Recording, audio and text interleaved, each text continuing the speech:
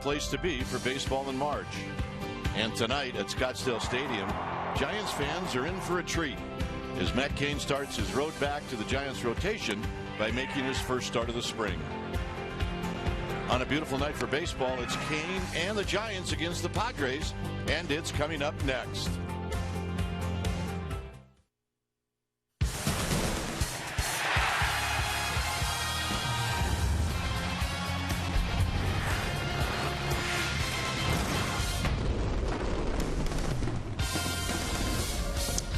Very warm night here in the desert. It's a Friday night as we get ready for Giants baseball. Tonight, it's the Padres taking on your San Francisco Giants. Hi again, everybody. I'm Dwayne Kuiper. Alongside me is Mike Krukow. John Miller is on assignment. Well, a couple of real exciting things tonight. First, Matt Cain. And what do you think, Mike, Matt Cain would like to get out of this start? He'd like to get some consistency with the fastball. That was the one thing that really was problematic for him last year, and this is going to be the key for him this year. The long-awaited debut because of some minor problems physically early on. They're all behind him now. He's feeling great, and he's really looking forward to this particular outing. Plus, we get to see the opening day lineup tonight. Opening day lineup and Denard Span starting in center field. Should be fun. All right, lineups, first pitch coming up right after this.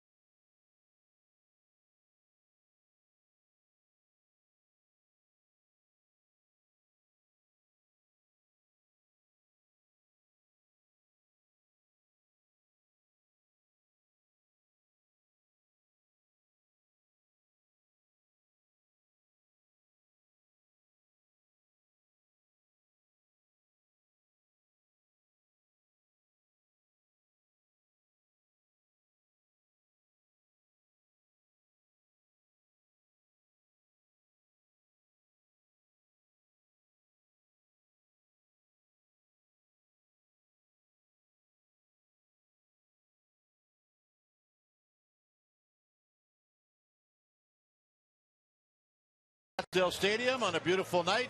Amy G is here tonight, so let's check in. Amy? All right, gentlemen, fans getting a look at what quite possibly could be an opening day lineup this evening. Skipper Bruce Bochy saying earlier it's a lineup that he's wanted to see for quite some time. He almost didn't have Denard Span to work with. Span gave the team quite a scare on Wednesday, jamming his right shoulder while diving for a ball.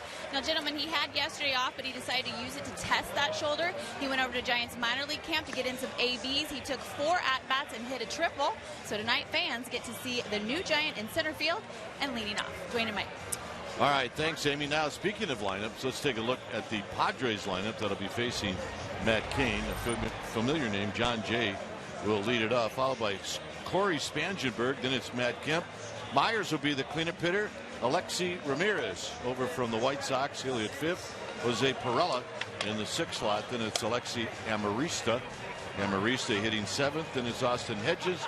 He will catch and hit 8th. And pitching and batting 9th is Brandon Maurer. On the hill tonight for the Giants will be Matt Cain. Matt Cain, 31 years old, and is the 11th year at the big league level. And this is what he did last year, 2-4 with a 5.79 ERA, as he fought through arm surgery and a couple of surgeries, actually. He had one on his ankle as well. When he's right, you're going to see a fastball, low 90s, 2 types of fastball. He'll sink and cut it, curveball, slider, and a changeup. And all eyes are on Cain tonight as he makes his Cactus League debut. And here's John Jay as we wait on the first pitch. And here it is from Matt Cain, and it's a bit outside. So we get started here at Scottsdale Stadium. Right on time at 7:05. 91-mile-an-hour fastball from Cain.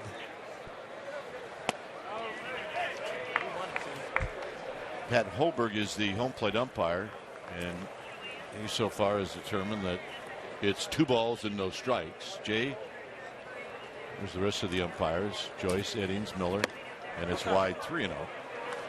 Jay hit his only home run of the spring last night against the Giants. Right now, Matt Cain would just like to throw a strike, just get into the groove. And it's a bit high, so a 4-pitch walk. Let's take a look at the Giants defensively, and likely, as Amy said, this could be the starting lineup opening day for the Giants. In the outfield from left to right will be Pagan, Span, and Pence. Crawford and Duffy on the left side of the infield. Panic and Bell on the right side. And Buster Posey, he'll be in the squad, putting down the signs. Here's Spangenberg. And there's the strike from Matt Cain. Spangenberg hitting .226 this spring with 3 runs batted in. Runs well, you got to speed things up if he hits the ball on the ground. On the ground, Panic, Crawford, Bell, double play.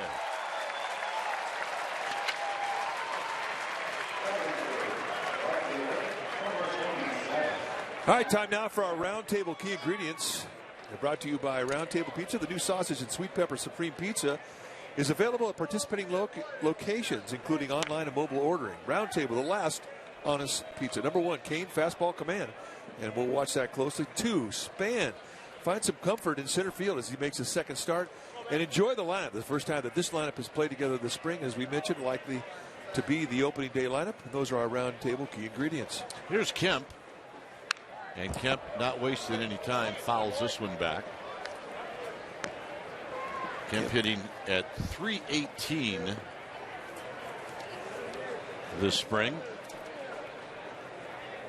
And number 94. I don't know. Does that mean maybe you forgot your jersey? I think he did. Kemp had a 3-hit night last night against the Giants, including his first home run of spring training. And it was, as we've seen so often, a right center field home run. He loves that side of the field. Into the glove of Posey and then out again. It's 1 ball and 2 strikes. A good year last year for the Padres. He's had some great years for the Dodgers, but a solid year. 100 RBIs. And there's that Matt Cain breaking ball that we've seen over the years, and Kemp fouls it. I thought when he came back last year and got the bone chips out of his elbow, he really got his curveball back. But he's a guy now who, you know, he can make whatever he has working that night work when he has command of his arm action and that arm slot. A teaser, 2-2. Good location, ahead the count 1-2. Cain lifetime 97-99 at the big league level, but with an ERA of 3.47. All knowing the history of Cain, and hasn't always had the great support to support the pitching that he's given the Giants. And Cain does not get the strikeout. Is Bill Miller the only person in this park that didn't think that Kemp went around? I think Kemp even thought he went around. Yeah. close. More often than not, you're going to see a ring 'em up on that swing. And that's our first stank eye of the night for Bruce Bochy. Into right, that's going to be a base hit. Pence will circle around to keep Kemp to a single. And that'll bring up Will Myers.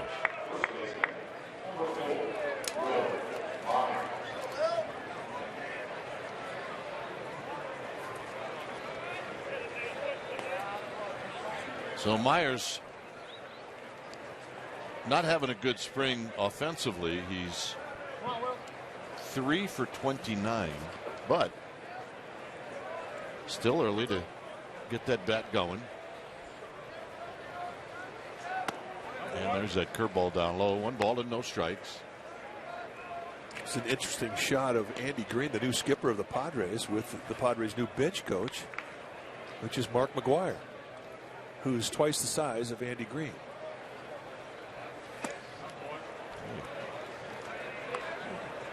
I mean, for Andy Green, if he goes out at night, he's in good hands.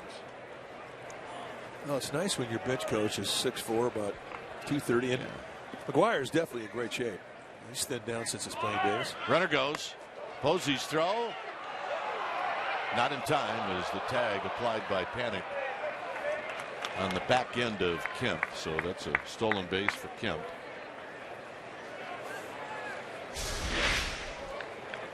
Pretty good jump from Kemp. I don't know if Kane was really thinking he was going to go.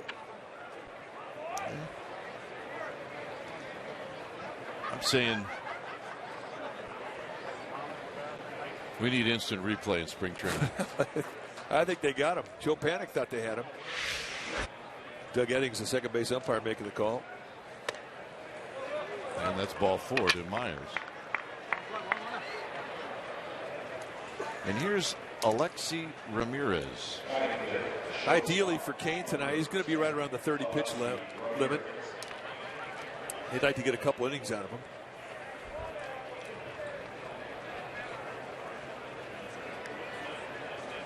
And I don't care. I mean, we mentioned he's in his 11th year. I don't care how long you've been around this game. The first time you get out in front of people again pitching, your heart's pumping. Dave Righetti with the watchful eye, as always, Giants pitching coach.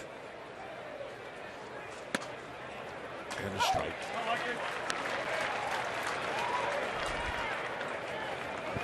Ramirez this spring, a home run,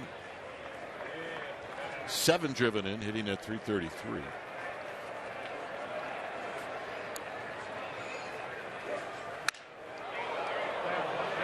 Span got a late jump, but he'll get there in plenty of time, and that's going to end the inning. So Kane walks off, stranding a pair. Giants are coming up.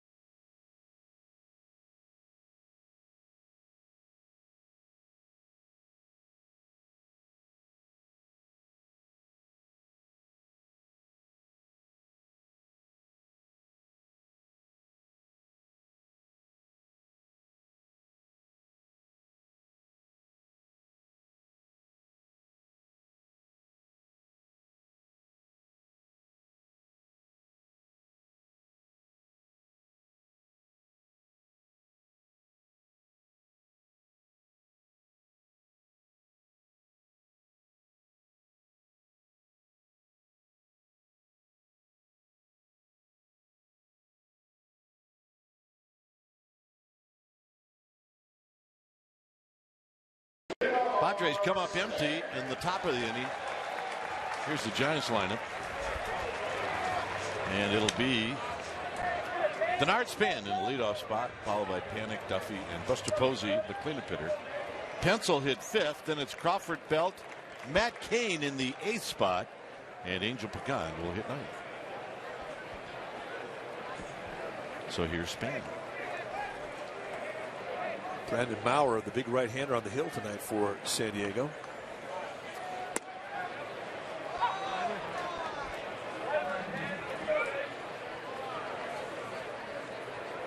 Span is at 174 with a couple of runs batted in.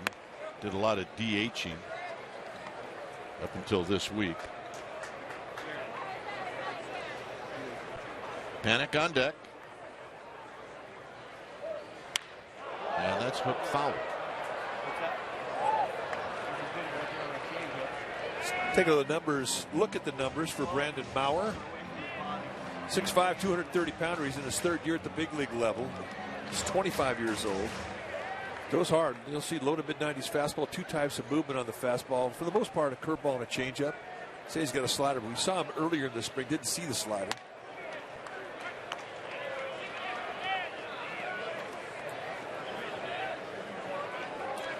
By the way, the Padres this spring are 4-11. The Giants are 7-10, and the Giants beat the Padres last night in Peoria. Span swings at a pitch down and in, and he's retired. 1 out, and here's Panik.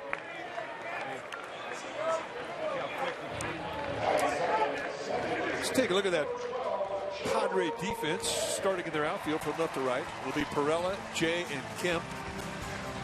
Pair of Alexis on the left side of the infield. Ramirez at short, Amarista at third base. Spangenberg and Myers on the right side. And Austin Hedges, he'll be in the squad, putting down the signs. So here's Panik. Panik at 333 with a run batted in, and lately he's been red hot.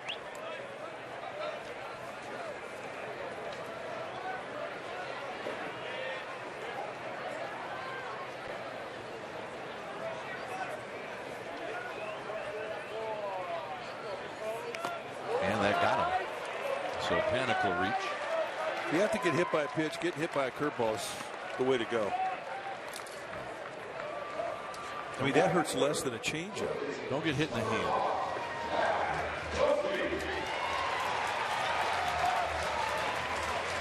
So here's Duffy. Duffy at 217 with a home run.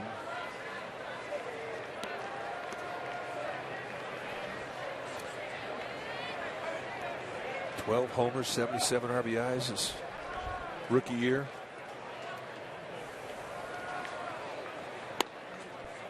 And second in the balloting for National League Rookie of the Year last year.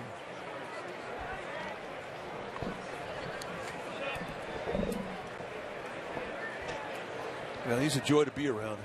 I mean, he is an absolute gym rat. Into left center field, and this is going to fall. Perella couldn't get to it, so that's the first hit of the game for the Giants. And here's Buster Posey.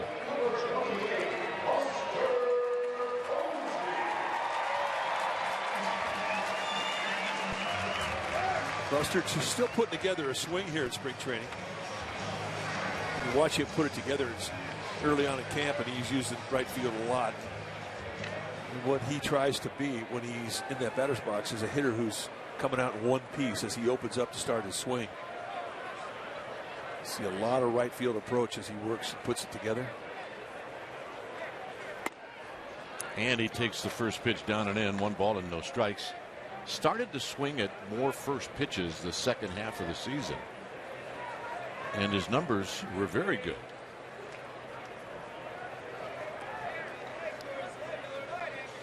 On the ground up the middle and a base hit, and here comes Panik, and the Giants lead 1-0. Posey with his first run batted into the spring.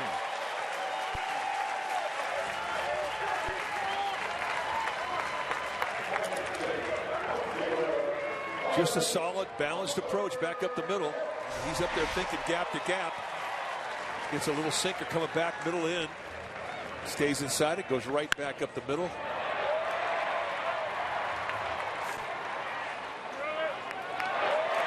coming out in one piece. And that means with the way you unfold your hip and your shoulder at the same time, put your hands in position to work for you. So here's Hunter Pence. And you watch Hunter Pence get ready for a game. You watch Posey get ready for the game. Two different things. Posey gets in, he kind of eases himself into a swing. Starts with tee work, just lazy and just kind of, get some rhythm going. High and deep to left. Perella with room, and just before the track, he's going to make the catch.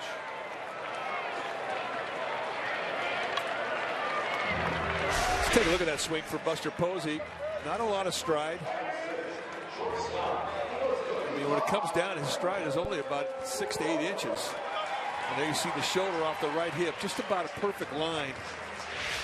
And his hands always seem to stay inside the ball. Tries to hit the inside part of the ball. Now, when you watch Hunter Pence get ready for a game, he puts the ball in the tee, and his first swing is as hard as any swing he'll take all day. The guy's got no whoa at all. Here's Crawford. Crawford hits a drive and a deep right center field, and out of here.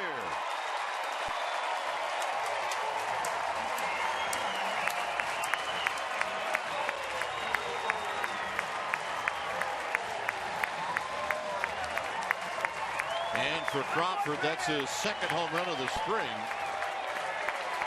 And that was to the deep part of right center field. Now looking middle away, getting a location and a speed, and that's a mistake right above the belt. Nice flat swing, back spins it right out of here over the gap and over the wall in the right center. So here's Belt, and Belt looks at a strike.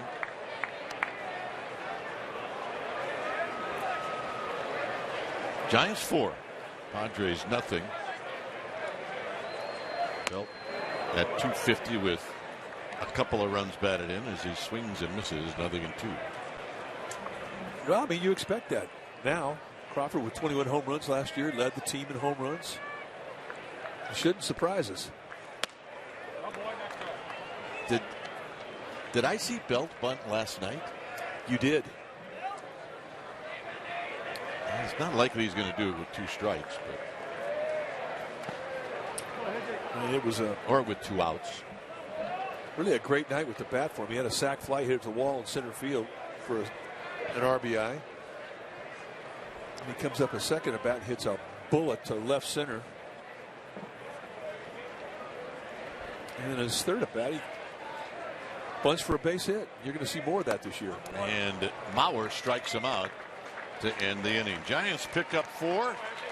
3 of those came on the Crawford home run.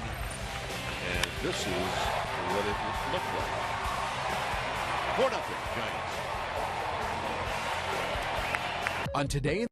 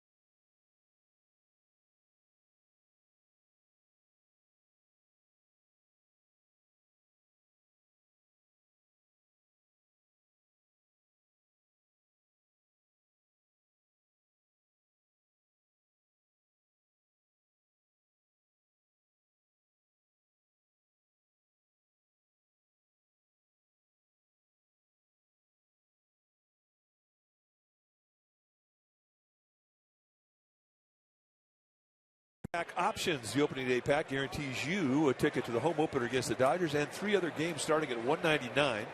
And then the Red Sox pack, which includes interleague games versus the Blue Jays, Orioles, and of course the Red Sox, starting at $99. Go to sfgiants.com/mini-pack for more information on how to purchase. Here's Pirella. And Kane knocks him down, knocks him off the plate. 1 ball and no strikes.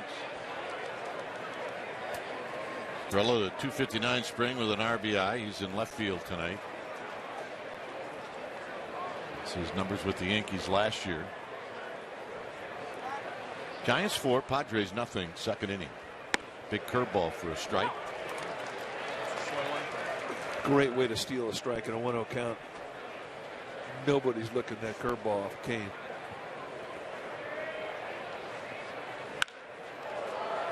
Span moving towards the gap, and he'll put it away. 1 out. Giants fans are really going to be impressed with the coverage of center field Denard Span has. He's got good range to both sides, left and right. And keep in mind, this is just the second game out there in center field. And he says he's running right now like he's got a piano on his back. We don't see that. No. He may feel that way, but this guy can cover some ground. So here's Alexi Amarista. Our old partner, F.P. Santangelo, has been a broadcaster with the Washington Nationals and has seen a lot of Span playing center field. And he said, you're going to love it. And we do. And we will. Absolutely.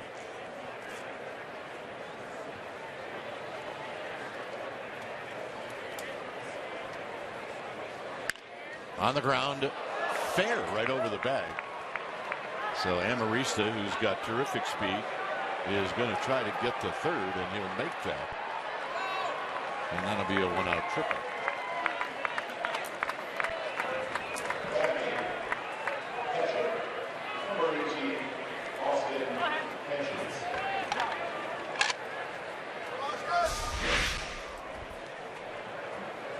Ground ball right down the line. Not a whole lot that Randall could do. And the Giants have been playing Amarista really to the gap in right center. They gave the line. He completely hits it away from the defense, and with his speed, an easy 3-bagger. So here's Austin Hedges, who's having a good spring. He's got a couple of big flies. And he takes down low. 1 ball and no strikes.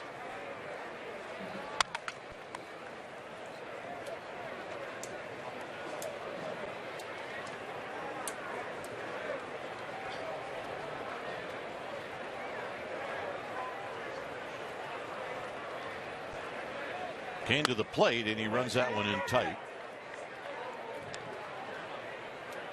Be interested to see how Bruce Bochy manages this game tonight with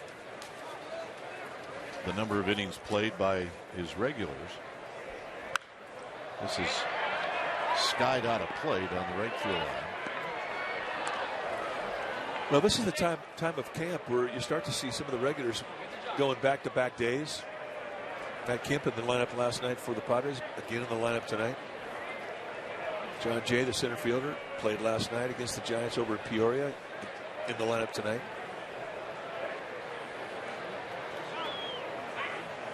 Posey asks for time and gets time.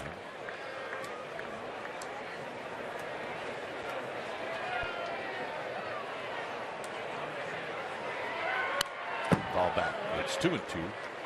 He was not fooled on that, but 94-mile-an-hour velocity on that fastball. And nice location, knee high on the outside corner. And if you start talking about little victories for Matt Kane, I mean, that's what he's looking for with his ability to control his arm slot. And a little flare to left, and that's going to be a base hit. So Hedges knocks in the first run for the Padres, and it's 4-1. Hook it up to the minute you're up with Today in the Bay. See news that's happening now and weather and traffic every 10 minutes. Watch Today in the Bay weekday starting at 4:30 a.m. on NBC Bay Area, Channel 11, Cable 3, 703.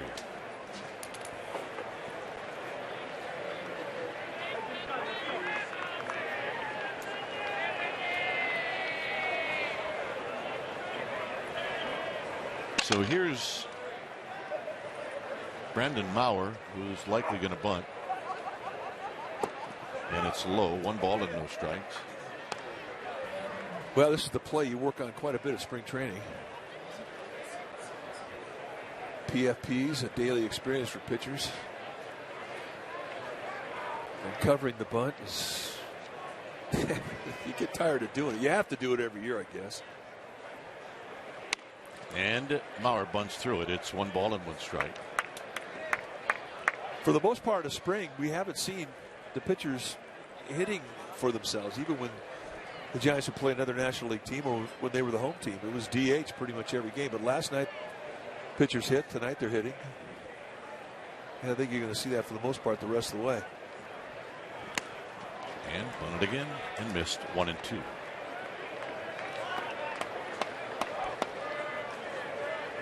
Johnny Cueto suffering no ill effects from his Monday outing when he was hit by a line drive. The first pitch of the game hit him in the head.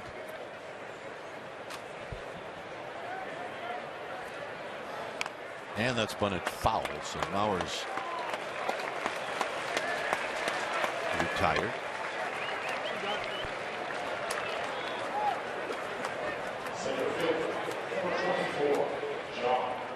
So here's John Jay.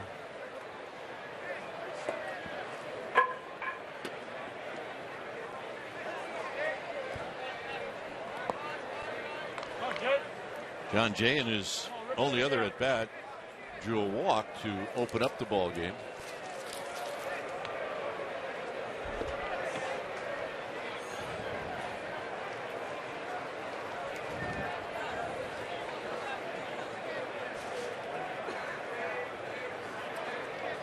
With Maurer not being able to bunt, that is recorded a strikeout, so that's Kane's first strikeout in the dirt, blocked by Buster Posey. I always thought that's a pretty good time to steal if you have any base stealing abilities. You have a leadoff hitter hitting with 2 outs. You're the runner at first base. If you steal a base, hey, you're in position to score. If you're thrown out, guess what? Next inning, you get to lead off with your leadoff hitter. Up the middle. Kane slows it down. Panic gets to it, but he has no play. So Jay with a base hit. And here's Spangenberg, who hit into a double play. John Jay coming over to the Padres in the offseason from the Cardinals, and never seen him have a bad at bat.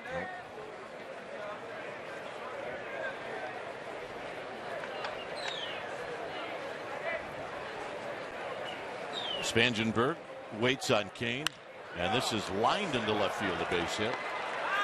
They're going to wave in the runner. Pagan's throw is cut off, and now they've got the back runner, Jay, in a rundown, and Panic's going to tag him out.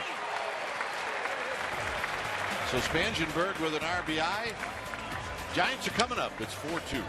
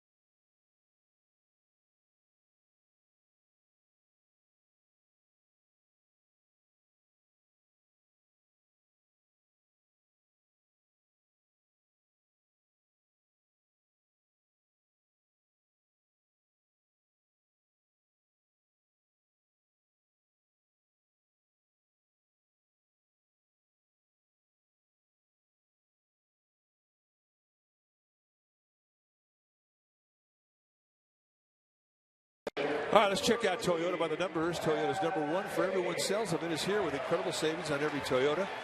The Giants roster breakdown. There's 43 players in camp. There are 20 pitchers, 3 non-roster, 4 catchers, 1 non-roster, 11 infielders, 5 non-roster, and 8 outfielders, 2 non-rosters. And that is our Toyota by the numbers. Matt Cain's going to lead things off.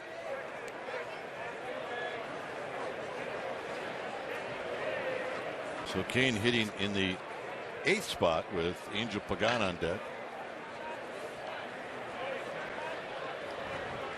We've always said, Mike, when we watch managers do this, just give us an explanation, one that makes sense. And Bruce Bochy's explanation was, well, I want 2 leadoff hitters back to back. So there you go. Well, and I think a lot of the theory is that a lot of guys don't do well the first time through the lineup. They get better as the game goes on. So after the first inning, it really doesn't make a difference. You're going to get those 2 leadoff hitters. If you got guys that have good on base percentage. Back up to middle, and Cain's got a base hit.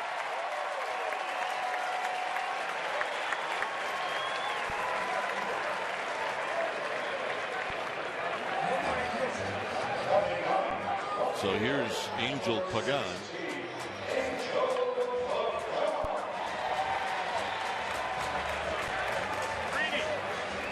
Pagan hitting 500 with 3 RBIs. 500.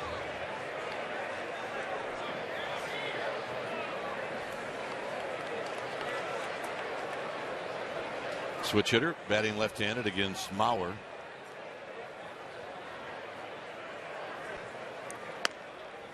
And a strike on the inside corner, and it's 0-1. Pagan came into camp in great shape. And he feels like he has something to prove, and it's not a bad way to play. Foul out of play.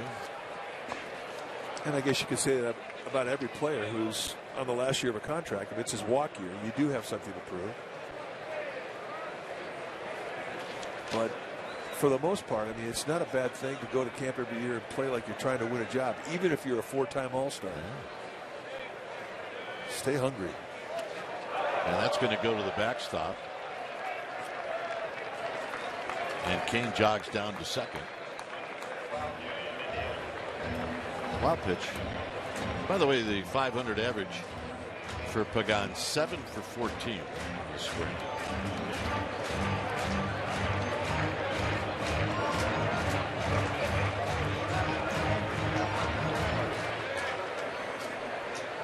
One and 2.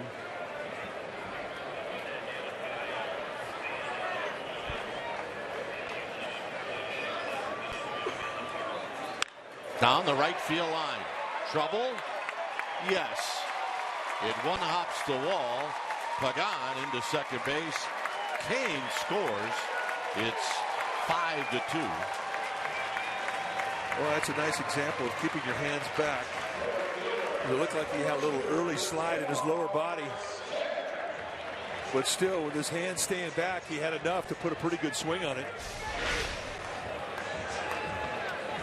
Little reach there. And he knew coming out of the box that was going to be fair, and it's going to be extra bags.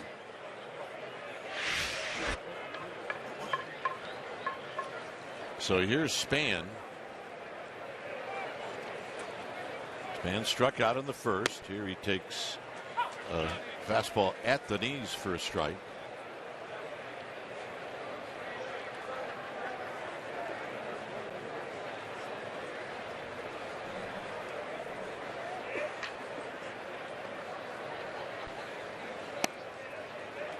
On deck is Joe Panik.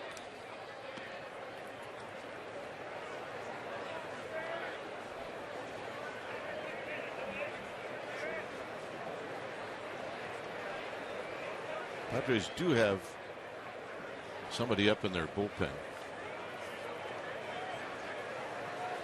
Down the right field line. Trouble. It is out of here.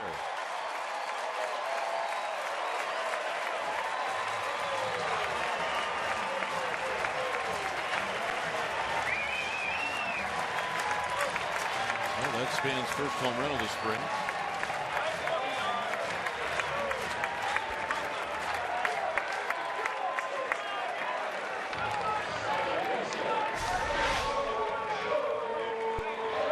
Now they kind of miss middle edge just above the knee. And all Span does is just drop the head on it.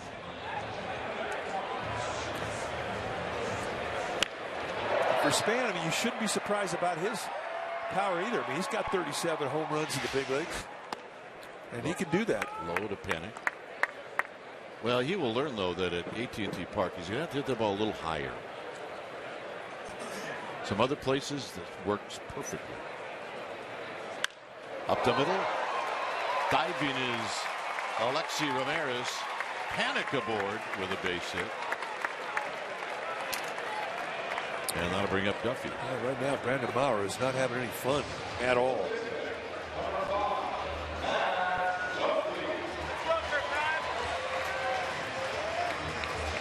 Well, that's 7 hits allowed, 7 runs in. And there's nobody out here in the second inning. And he's not fooling anybody.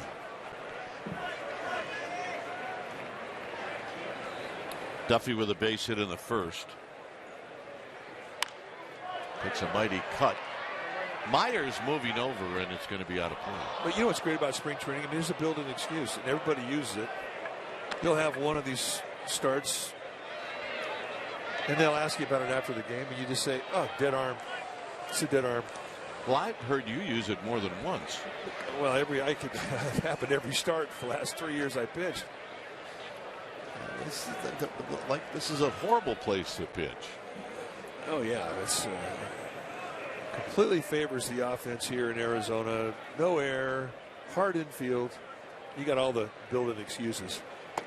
And the pitch is down low, 1 ball and 1 strike.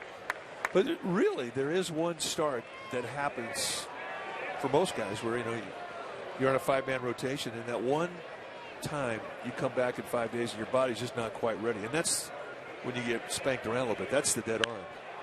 Down the right field line. This time Kemp is playing there, and he makes. I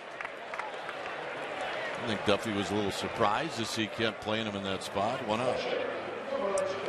Well, he's got a little reputation now. Teams know how to play him, and you're going to see more teams play him that way. So now it'll be up to Duffy to adjust back. So looks like Kemp got number 27 back. Well, he opened up at, what, 93?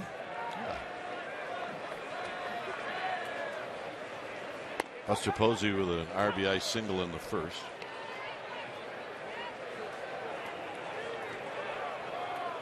Giants with 4 in the first, 3 here in the second.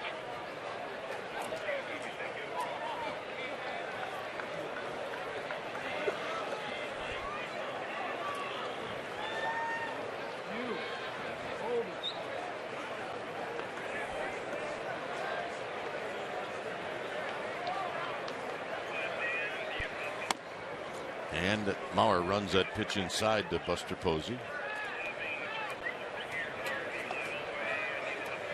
Hunter Pence in the on-deck circle with 1 out. 4 hits in the inning for the Giants and a line drive out off the bat of Duffy.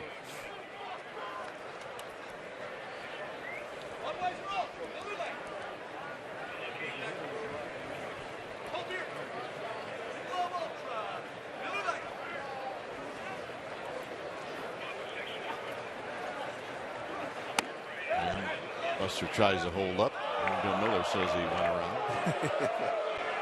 Yeah, you go back to the first inning when Matt Kemp had a similar swing. It was called a no swing.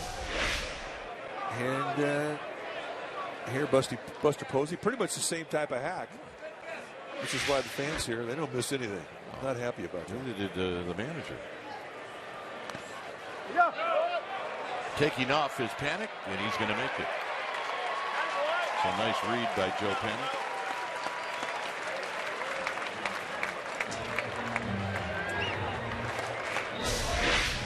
Secondary lead, anticipate the ball going in the dirt, no hesitation. And it had to be quick. I mean, that was a pretty nice recovery there from Austin Hedges, the catcher for the Padres. Made that play close.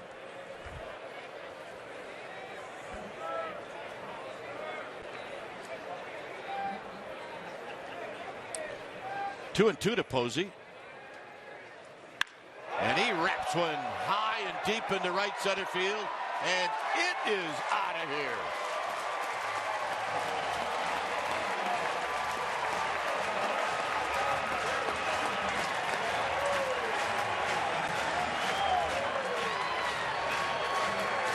This is first of the spring.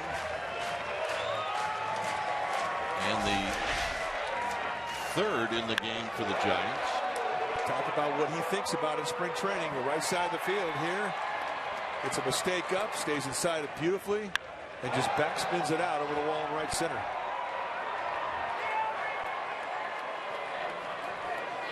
Here's Pence, and Pence takes a strike.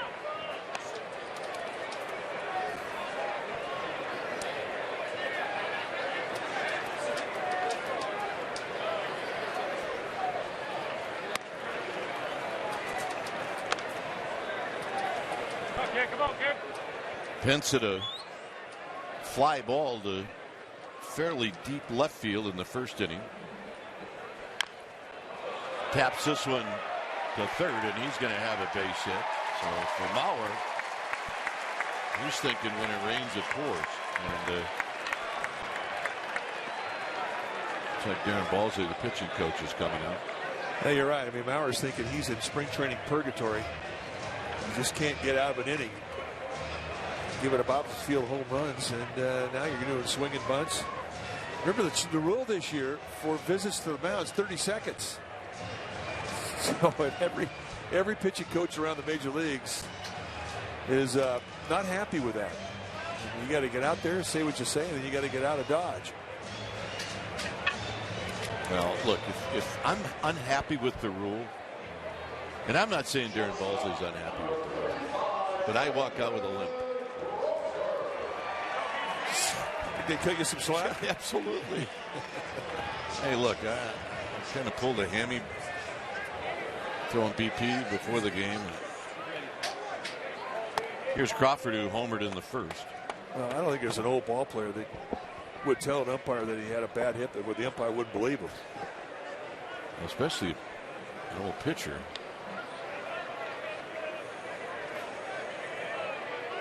Outside, 2 balls and no strikes.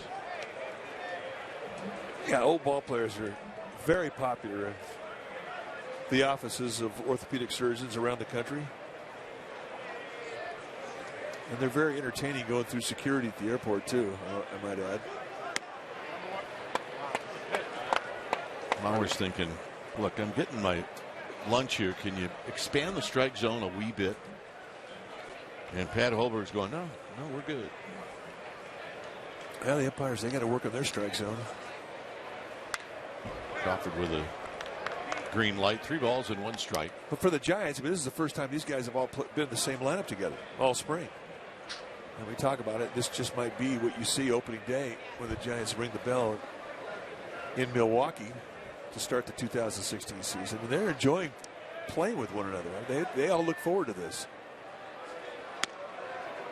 And the walk. And that's it.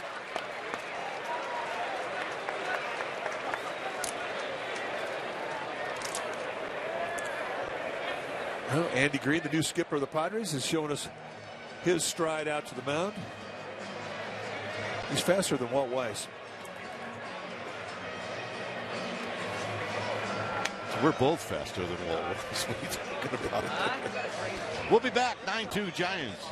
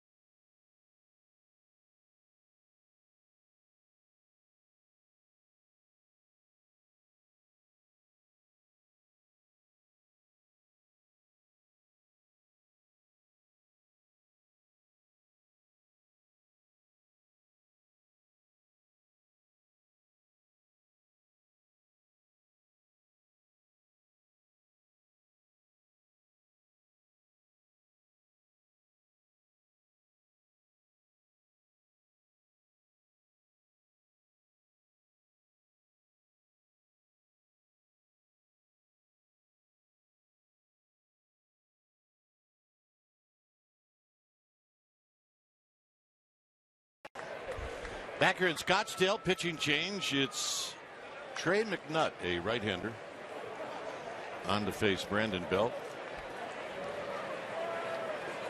Take a look at Trey McNutt last year, rehabbing as he missed all of 2014 in the Cubs organization. Only threw 8 innings. But when he's right, you're going to see a low to mid-90s fastball and a curveball. That's all he warmed up with, 2 pitches as we were watching him throw. So it's our first look at him as well. Out of Shelton State Community College. Belt struck out in the first off of Mauer. Only 1 out. And here he rolls this one to Myers, and Myers will go to second and get the force play. Nice play.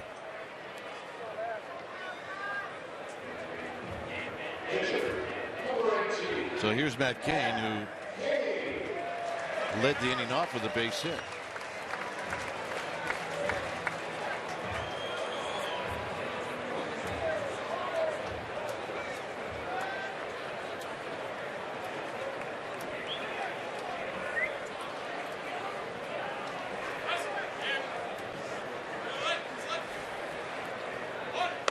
And a high fastball, 1 ball and no strikes. So Mauer charged with 9 earned runs, and none of it counts. Will make you feel slightly better.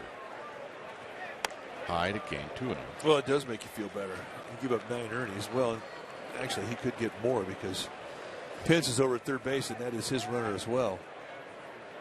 But how about Cain? I mean, throughout his career, we talked about how hard it's been for the Giants to consistently get him some runs. Tonight, he's got 9, maybe more.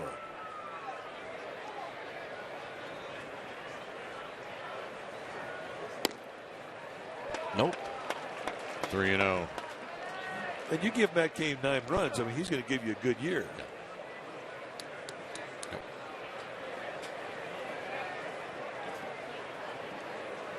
3 balls, no strikes. You definitely could get used to 9 runs a game. 3-1. You said Gaylord Perry's here tonight. Chance to see Gaylord, and he looks fantastic. At this age and the way he looks now, you get Gaylord 9 runs, he's going to have a good year. Gaylord has lost some pounds. He looks good. And that's going to be a base hit for King, his second in the inning. Pence is going to score, and that makes it 10-2.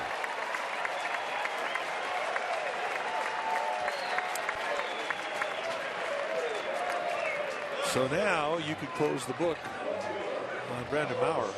It was a 10 earned run night for him, so not a good night.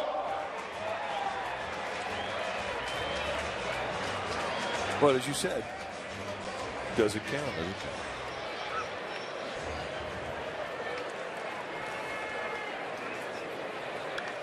Pagan doubled down the right field line in his last at bat, and that was in this inning.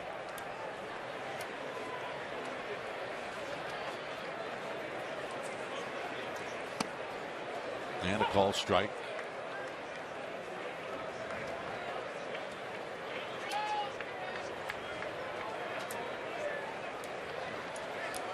Belt is at second. Cain is at first.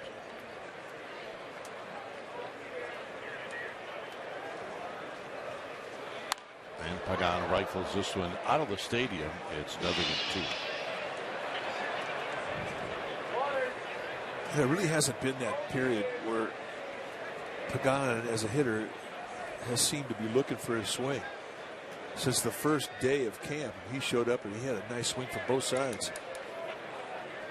And that's rare for a switch hitter.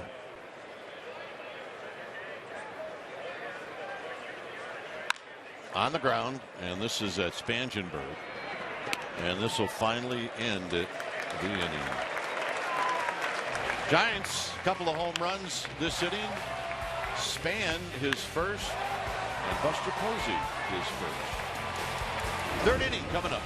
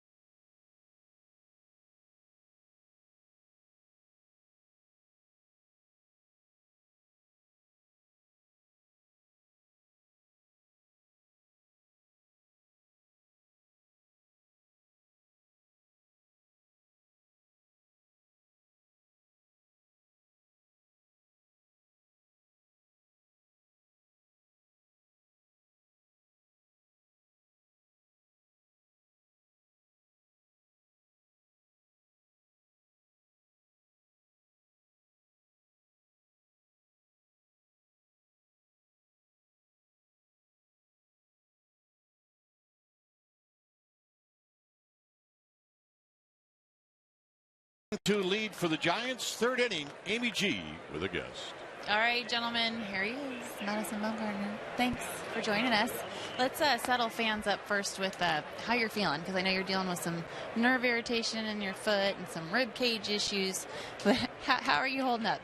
Terrible. I feel terrible. No, I actually feel really good now. Everything's coming around and healing up pretty quickly. So I get to throw tomorrow. So I only missed the one start. And, excited to get out there and get back into the routine of things.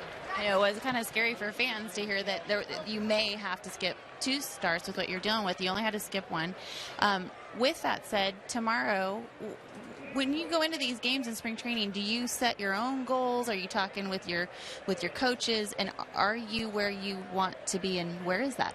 Well, I mean, it just depends. Right now, it's just about getting ready for the season. So, regardless of results, you just want to, pitch count's the main thing. Getting up and down a few times, getting out there and elevating your pitch count. And ideally, you would like to be getting outs when you're doing it. But just being ready is the main purpose right now. So you can't read too much into those things. Has that mentality come to you over time, Madison? I mean, just being able to realize that this is really a work in progress, spring training. Yeah, once you get, established, I guess you can use spring training for what it's for, which is getting ready for the season. You don't have to come into spring training in mid-season form trying to show off and show what you can do. So, it gives you a little more of a break, and your body don't take quite the toll that it would doing it that way. But at the same time, you're going out here and competing, and you want to be ready to get guys out from the get-go. So you got to understand both sides of it. Let's talk a little bit about some of those young prospects, and it feels really weird to ask you about young prospects because you're so young. But let's start with Trevor Brown, and you've been throwing to him this spring. He's going to catch for you tomorrow. What can you tell fans about what he's been able to do and accomplish so early in his career? I mean, he's a really talented catcher. That's his game, but he can swing it pretty good too. But he's smart player and puts in the work and wants to be good and wants to get better. So I mean, you can't ask for anything else from a young guy coming up. He's trying to learn and surpass that learning curve by trying to speed everything up and gain all the knowledge that he can get. He seems to have won over the trust of the staff too, which isn't always easy to do. No, yeah, especially with the kind of pitching that we have here and the track record that we've had. But that's why he puts the time in that he does and works on his catching, because for us pitchers, that's our main deal. I don't care if the catcher ever gets a hit, as long as he can do his job behind the plate. That's what they're asked for, and he handles that really good. So today's March 18th. When do you start getting into Milwaukee mode, opening day? I mean, probably not until after my last start. There's you don't want to get too far ahead of yourself. Like I said, it's just about making sure your arm and body's ready for that. And there's something to be said for. It don't matter how hard you try to make these games like a regular season big league game. It's just not the same, So there's no way you can trick yourself into having that mentality. It's just a different atmosphere, different game, and everybody knows what you're here for. So there's no secret about it. Lastly, we have to know what inspired the haircut and shave, which is coming back. Well, I'm going to grow my beard back, but the haircut, I got tired of fooling around with it. It was way too much work. Tell me about it. Now we're talking the same language. I'm with you. It's terrible. It is not worth it at all. Madison Bumgarner, thanks for joining us. Gentlemen, let's get it back up to you. It's terrible. I'm with you. It's terrible. He's fun to be around, folks. He is indeed fun. This is Alexi Amarista. So, do you agree with him when he says, try as hard as you may, you can't trick yourself in these games? It's not the same as a regular season Well, it's game. not, simply because it doesn't count. There's something about an outing that's going to go on your baseball card. And that's what the regular season represents. I mean, the fear is something that happens like what happened to Brandon Mauer tonight. That's the fear. Hey, you go out there and you give up 10 in an inning and a third, and that could happen. It could happen to any of us, or them, or anybody who's ever taken a position on that slab out there in the middle of the infield. But, and he also pointed out, the guys who are trying to win a job, who've come in here and they have to impress, they have to show something. It's a different deal for them. It's easy to get motivated if you're pitching for a job. But if you're established, as he said, it's a different deal. And when he came here as a rook, and even prior to that, I'm sure he had to watch the guy that was starting opening days in those days is the guy that's on the mound right now, and Matt Cain. There's no doubt Cain's getting his work in tonight, as this is fouled out of play. Well, they're extending him, and I think by the pitch count that he's at right now, 50, leads you to believe that they're pushing for him to get ready when the bell rings. Yep. And I think that's what he wants to do. He doesn't want to have it where he gets left behind and has to start the season on the DL. He wants to go, and he has been in a great slot tonight. He really has. I mean, you look at his numbers. He's given up 7 hits and 2 2/3 with a couple of walks. You say 9 base runners. That's not a good outing, but it has been because of how he's throwing the ball.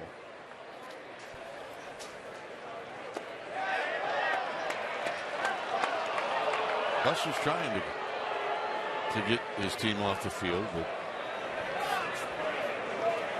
is that Bill Miller now at third? Yeah, Bill Miller has moved over to third base. He's got Cain twice. Can't avoid it. He's a great umpire. Let's put Bill at second. What do you think? Well, I mean, if they ever ask an umpire, did he go at second base, it would be tonight for Bill Miller. Tonight would be the night. And Bruce Bochy's getting up out of his chair. And here he comes. I think he really wanted Matt Cain to be able to walk off the mound in an inning, but he's not going to wait any longer. Well, mission accomplished, and the Giants have been very, very optimistic about his ability to control his pitches all spring long. We saw it firsthand tonight. And this is a good building block, a good first outing for Cain. So, nice round of applause for Matt Cain. It's 10-3 Giants.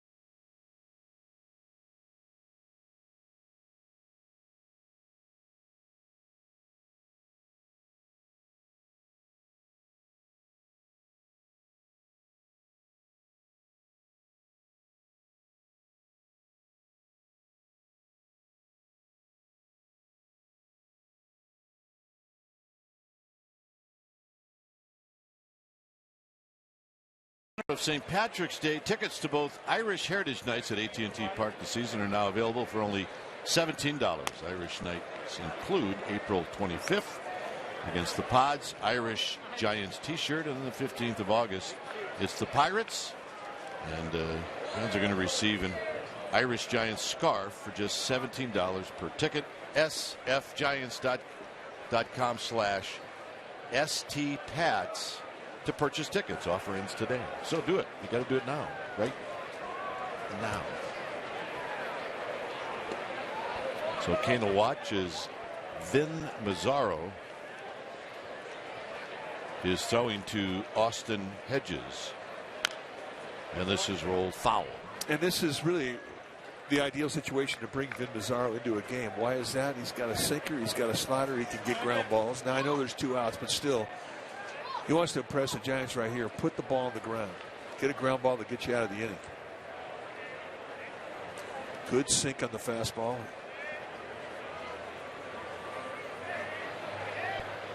Swing. Ain't gonna miss. Another one, too.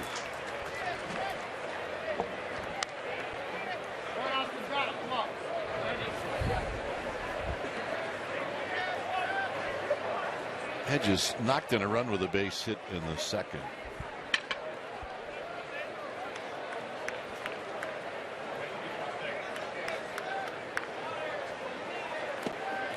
Suppose he knocks it down.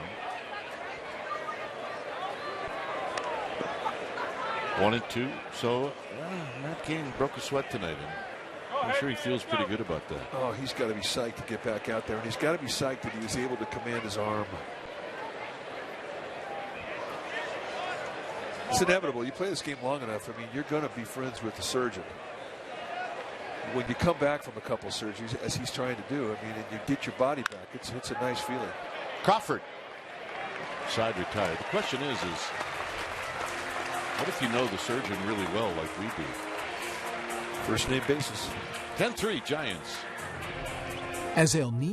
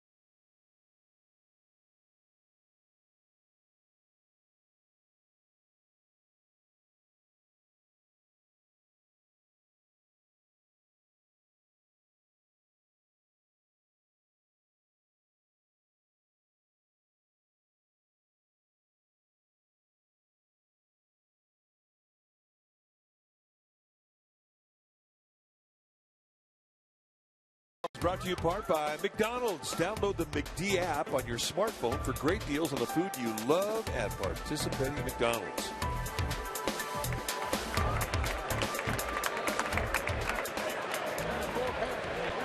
So here's Span facing Trey McNutt. 10-3 Giants. Span with a 2-run home run in the second. On the ground, Myers with a nice play throwing to McNutt. 1 out. Well, I'll say.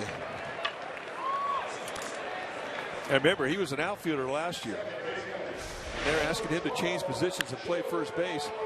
And he makes this play like he's been at first base his whole life. You take a little off on the first base. Yeah, or, don't throw a sinker. I mean, that was the big leagues with everybody involved. Nice at bat from Span. Great play from Myers.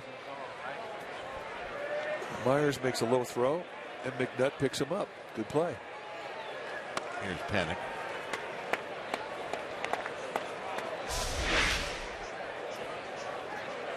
Yeah, He tells McNutt after he throws the 92-mile-an-hour sinker, my bad. 1 ball and no strikes to Joe Panik. But, I mean, those are the things you have to learn when you come into the infield. Well, yeah, the balls hit hard, so you don't have to throw the ball hard. You don't. Just, he'll figure that out.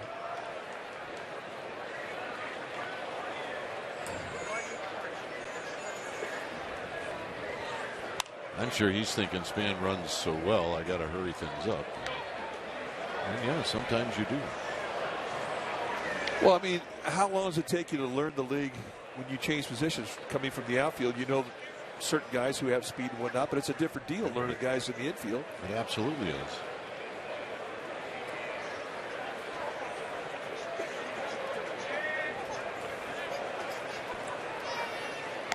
And you have a clock, right? And so Myers has had this outfield clock his whole career, and now he's got to change it to an infield clock. Yeah. And that clock will tell you how much time you have. Panik pops it up. And Marista calling and catching. And here's Duffy. But it happened to you. I mean, not often, but a few times where you were asked to go from the infield to the outfield, and that was a weird deal.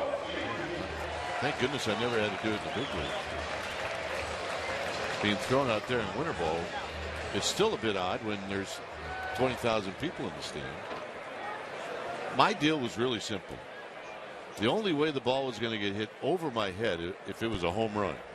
So you play a little deep. My back was up against the wall. So that meant I really had to charge everything. Which is what you did on every play as an infielder anyway. Yeah, I was perfectly happy doing that. Now the 40 balls that fell in front of me weren't exactly making my pitcher friends very happy as Duffy singles in the center field. Duffy's second hit, and that'll bring up Buster Posey.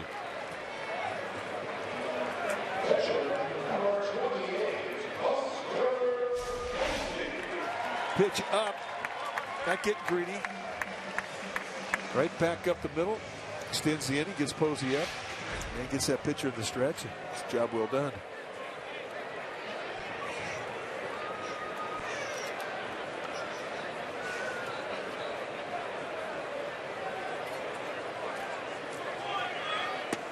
Buster's last at bat was an opposite field home run. He's got 3 RBIs. Elevated above the belt, middle away. And we talk about how he sets his swing up early in camp. And really he'll revert back to it at various times during the season, thinking right field when he thinks that shoulder's starting to fly a little bit. I mean, in that regard, it really reminds me of Barry Bonds when Bonds would start to lose that front shoulder, which didn't happen often. He'd come back to batting practice and it was all the opposite field, all the opposite field. A lot of hitters do that. It's how they repair themselves. I've got in just a little bit on Buster Posey. It's 2 balls and 1 strike. You can see the reaction from Posey.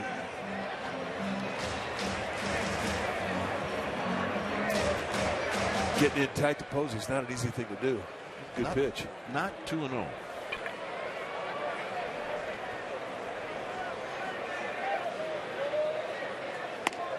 Three and 1.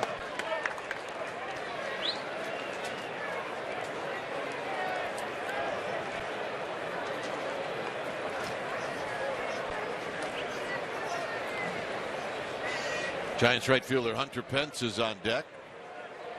Duffy's at first with 2 outs. This is Trey McNutt, who replaced Brandon Maurer. Very high, ball 4.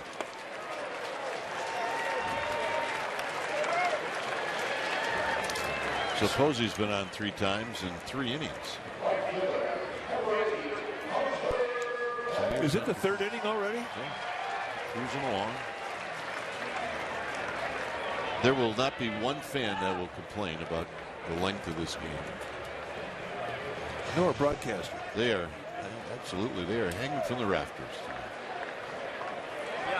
Old Town was crawling with Giants fans all day today. Here's Pence. Look out. 1 ball and no strikes. About this time of the year last year, Hunter Pence got hit in the hand, and the Giants lost him for a while. So he is not that thrilled about that pitch. And it was a similar pitch. That mid-90s fastball, it just ran right in on his hands, hit him on the left wrist, and it changed his year. And it changed the Giants' year. Pence really was never right. I mean, he had a couple streaks where you thought he was going to take off, and then all of a sudden, boom, something else crept up. Here, Darren Ballsy has recognized that McNutt's pulling off the ball badly with that front side, so this is going to be a mechanical repair. Well, he's got 17 seconds to fix him. I mean, if you have a stutter and you're a big league pitching coach, you're in trouble. 10 seconds to fix him. Don't forget, you got a couple of go-get-ems and an attaboy. You got to throw those in there too, and that takes a couple of seconds. Give him an Apwaz, an athletic bat with a squeeze. I mean, all those things are essential. I wonder how many scoreboard rooms are going to have fun with when the time runs out. What can you do? Can you go? I like that. That's good. Swinging a foul into the glove of Hedges. 2 balls and 1 strike. So he took a little off at 96. You could do the dun dun dun dun dun dun dun. Maybe Jeopardy jingle. Yeah, maybe they'll ask for our scoreboard guys, Kevin Skillings, maybe ask for some suggestions. There's a foul out of play. Although that would be the first ever. Yeah. If they asked us for a suggestion. Ever. But I do think that at some point this year they're going to extend that maybe 5 or 10 seconds. I hope not. I hope they go the other way. You want to go down to 25? No. Well, it's definitely going to speed the game up. In Oakland. Now we got a problem. Penn strikes out, and that'll end the inning. 4th inning coming up. 10-3 Giants.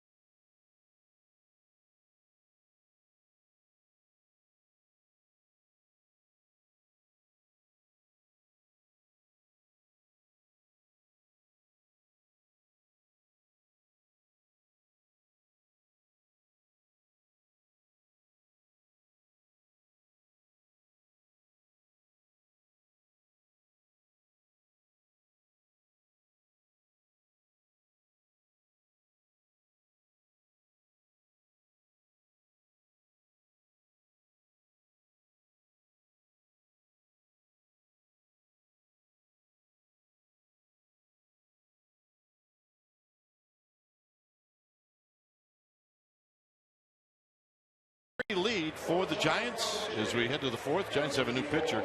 It's Sergio Romo, and for Romo, this will be his 2nd appearance this spring.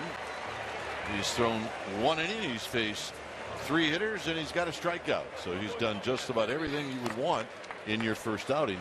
So this will be outing number 2. All right, let's check in with Amy G, and she has another guest. Hi, guys. I sure do. Matt Cain joining us fresh off your Cactus League debut, and it must just feel good to have gotten out there And how do you feel about your outing? Not too bad. Definitely a little later in the spring than I had wanted it to be.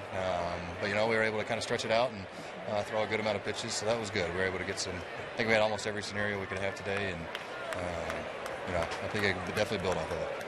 We kind of view baseball players as these machines. You go out there, you do this job, you go out there again, you do it again.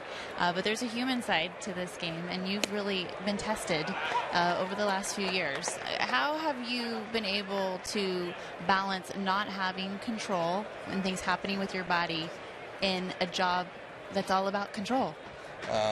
It's not easy.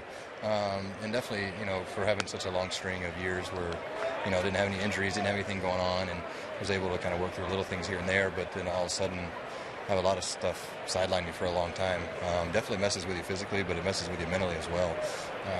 So you've got to go out there and find different ways to trick yourself and really trust that, your stuff's still there and your stuff's back, and go out there and get that good confidence back. Okay, a lot of speculation, Matt, as to whether or not you will be ready and have the stamina to go come opening day.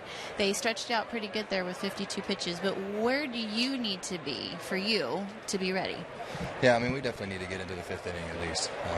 And I think if we get into the 85, 90 pitch mark, I think that'll be fine. And without, after today and everything, the way it felt, and, we'll see how everything kind of bounces back tomorrow, but, everything's been feeling great and bouncing back easy, and so I think we'll just kind of keep bumping it up from here to there. I wanted to ask you about some of the young prospects, and Jake Peavy said something interesting the other day, that that you're in a good organization when they actually have to turn some of these young guys back down to the minors. Who's impressed you so far this season, and why? We had some guys last year, being down in Sacramento, Stratton and Blackburn and Block, and there's a good handful of guys that can really throw the ball. Me being a pitcher, kind of sneak out and watch those guys, but then we've got other guys. We saw like Tomlinson come up, and Mack and Parker and all these. So we've got some guys that can come and help, and it can potentially just be with us, right out the gate, and that's what you need. Would you be in if a home run derby was set up between Parker, Williamson, and Bumgarner? Am I in? Are you in to watch? Oh, yeah, my money's on Bum. That was my next question. Money's on Bum. You heard it here first. Gentlemen, let's get it up to you. Well, of course. Starter, he's going to take his guy. So would I. Kane had a couple of hits tonight. This is what they look like. Well, they got 2 hits in 1 inning. He led things off for the Giants in the second inning, and then he came around a second time, extended it, got himself an RBI. Giants with 6 runs in the second inning. So Jay gets hit by Romo, and that'll bring up Spangenberg.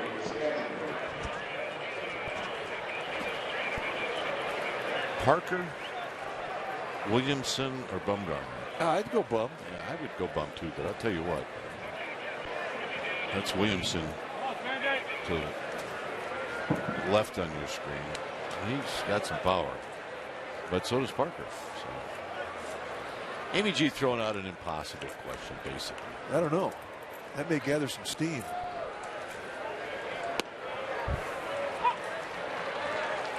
I know one thing. Batting practice around here is fun to watch because there's a lot of guys that can hit him out of here. Plus Arizona. Oh, my goodness. Ball jumps out of here. Not a great place to pitch. Although I saw a note, I'm sure you did too,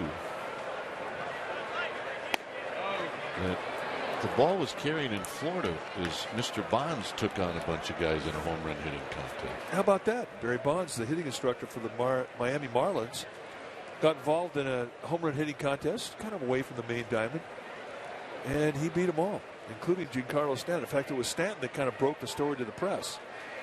And they asked Bonds about it, and he said, no comment. But that's by design. You don't want to draw attention to yourself. You're a hitting instructor. But I guarantee there was some hooting going on when he was done. I can imagine. 51 years old. Looks great. Tap slowly to Belt. Belt will tag Spangenberg. Jay down to second. 2 outs. And that'll bring up Kemp, who's had a good night. Yeah, the Giants have not been able to figure out Kemp. I mean, he had a 3-hit night last night, 2 hits tonight. And of those 5 hits, 2 have left the yard.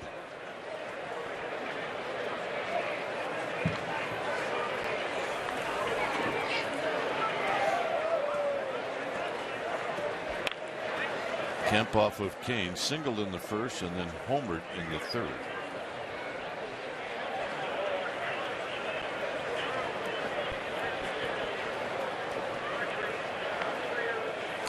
A couple of guys that have faced each other a lot over the years, and given the role of Sergio Romo, not a specialist against right-handers, but would be a guy that would come in to face the likes of Matt Kemp.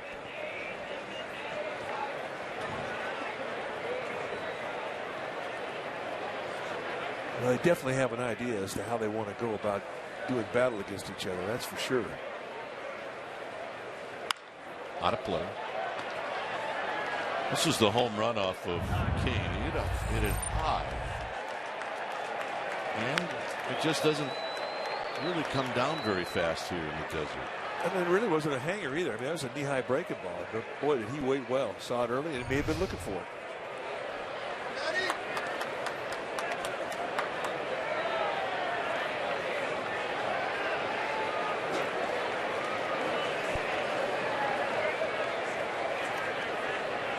On 2.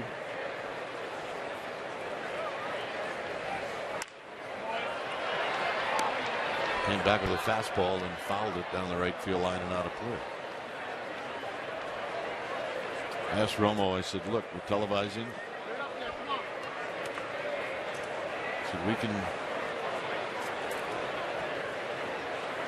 I didn't realize that we actually had a radar gun tonight. So I lied and I said, you know, we can make your fastball whatever you want. And he said 92 with sink. All right, let's take a look at this next pitch. Here we go.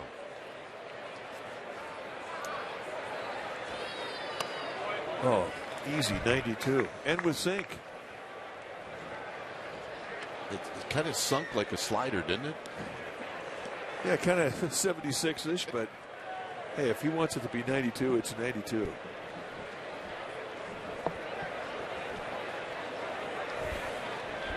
Dave Righetti, the mother hen of the Giants pitching staff.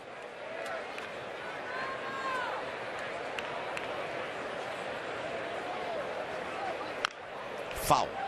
Threw him another breaking ball.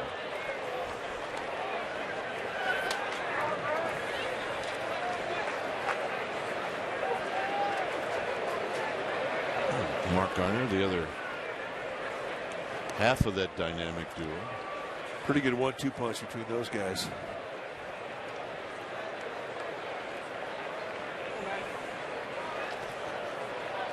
It'll be Gardner's 14th season as part of the pitching staff here, and for Righetti, his 17th. And boy, have they had some success. They've had Cy Young Award winners. They've had guys who've done great regular season and the playoffs.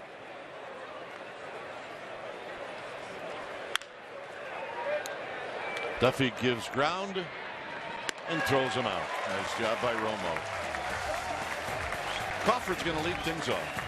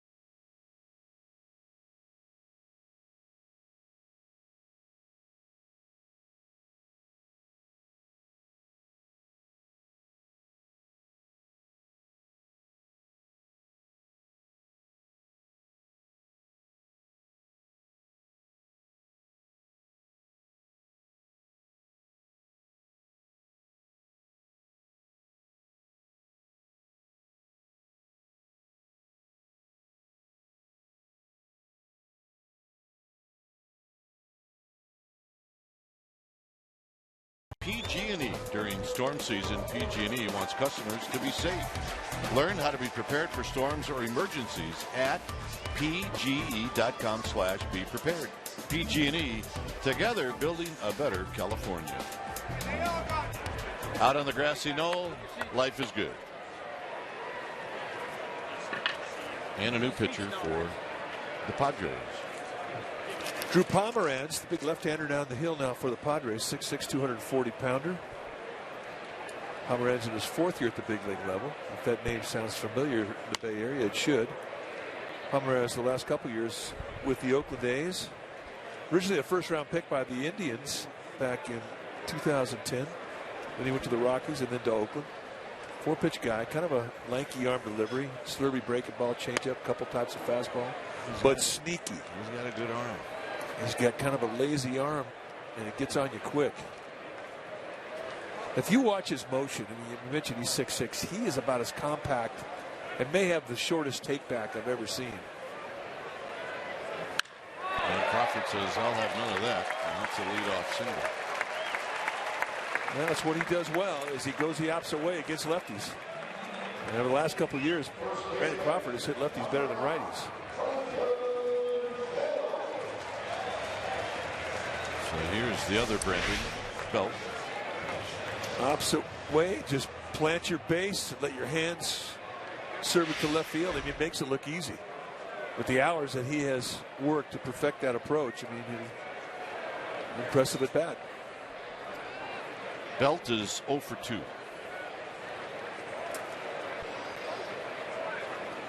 And he takes a breaking ball for a strike. The difference between Pomeranz out of the motion, out of the windup, and out of the stretch is like about a six-inch little take-back step, maybe even smaller.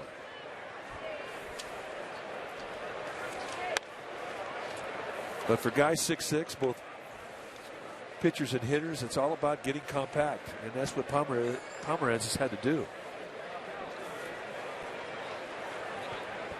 Grant Green is on deck.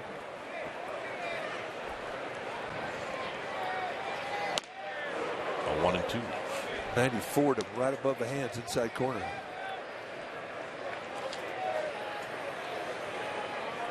I mean, they set the target away, so it wound up being a pretty good mistake. But if you're Pomeranz, you got to think about going back up there again.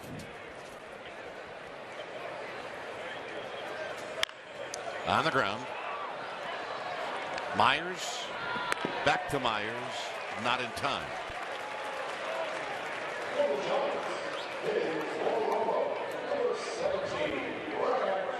Here's Grant Green. He will hit for Romo.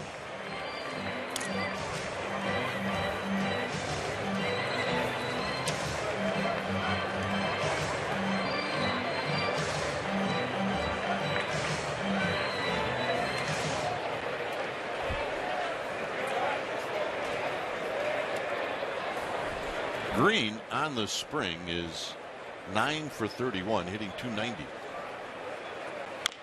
And he took a big bouncer foul over Steve Decker. And it's no balls and 1 strike.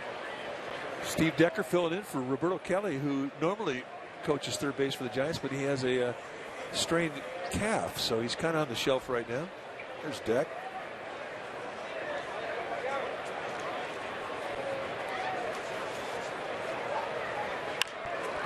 Green out of play.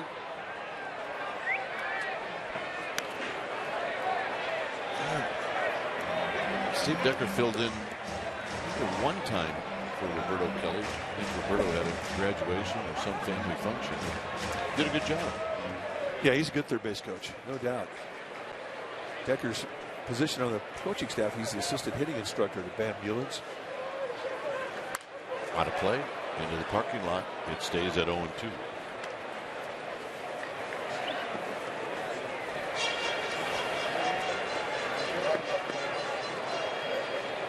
There's Deck, came up through the Giants organization as a catcher.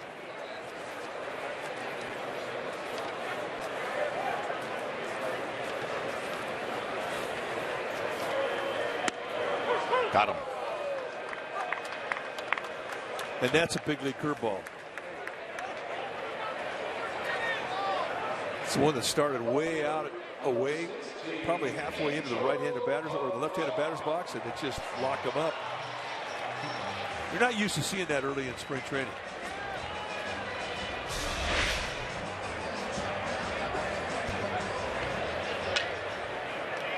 So here's Pagan.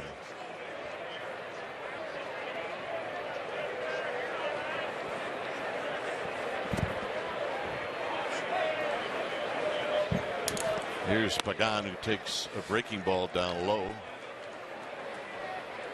I feel like Maven Johnson from The Jerk with the press guide. Yeah. When you're so happy when the phone book came out. Well, I feel the same way with the press guide. That movie still makes me laugh. It doesn't matter where you catch that movie. Yeah. If you catch it at 2/3 in, a quarter in, something is going to happen very soon that's going to make you laugh. And you will watch till the end, wherever you pick it up. The Jerk. I mean, the press guide, that's been our Bible for what we do. We even use it as players. And it's just a guide to everything happening about each player on the roster, and it has a lot to do with the history. There's a strike to Pagan. But for the first couple of weeks of spring training, we had a binder. We didn't have the actual press guide. The press guide is so efficient. It's so easy to get to information, and we know where information is. We know where to look. With the binder, not always the case. And the walk to Pagan. Another good solid at bat for Pagan.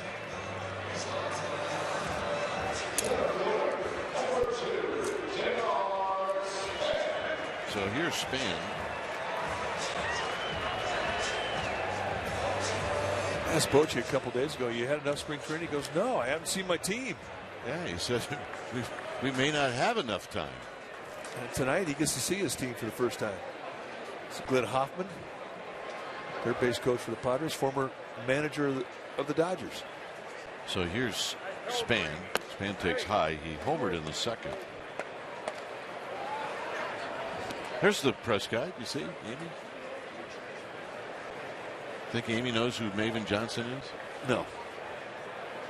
Well, we need to educate her on that. This guy does. He's a fan.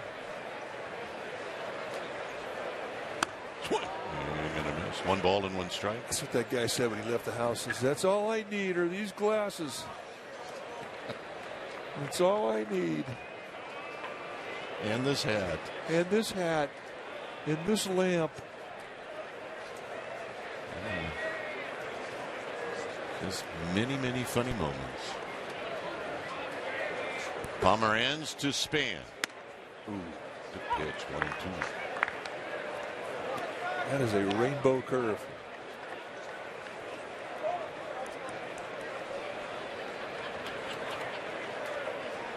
Last season, Span hit 301, but it was abbreviated because of a number of injuries he had to deal with.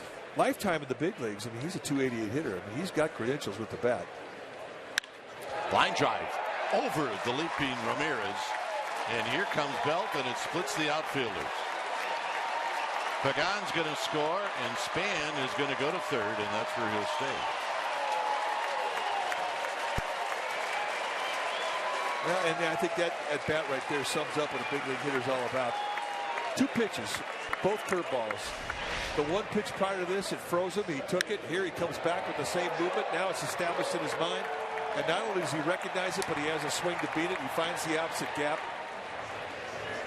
And that's a great at bat. And once he saw it find the wall, he knew it's an easy 3-bagger.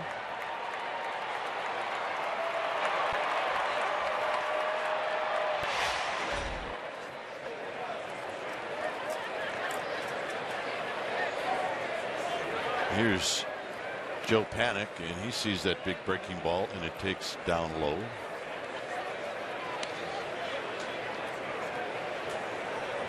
Angel Pagan running well. Scored all the way from first.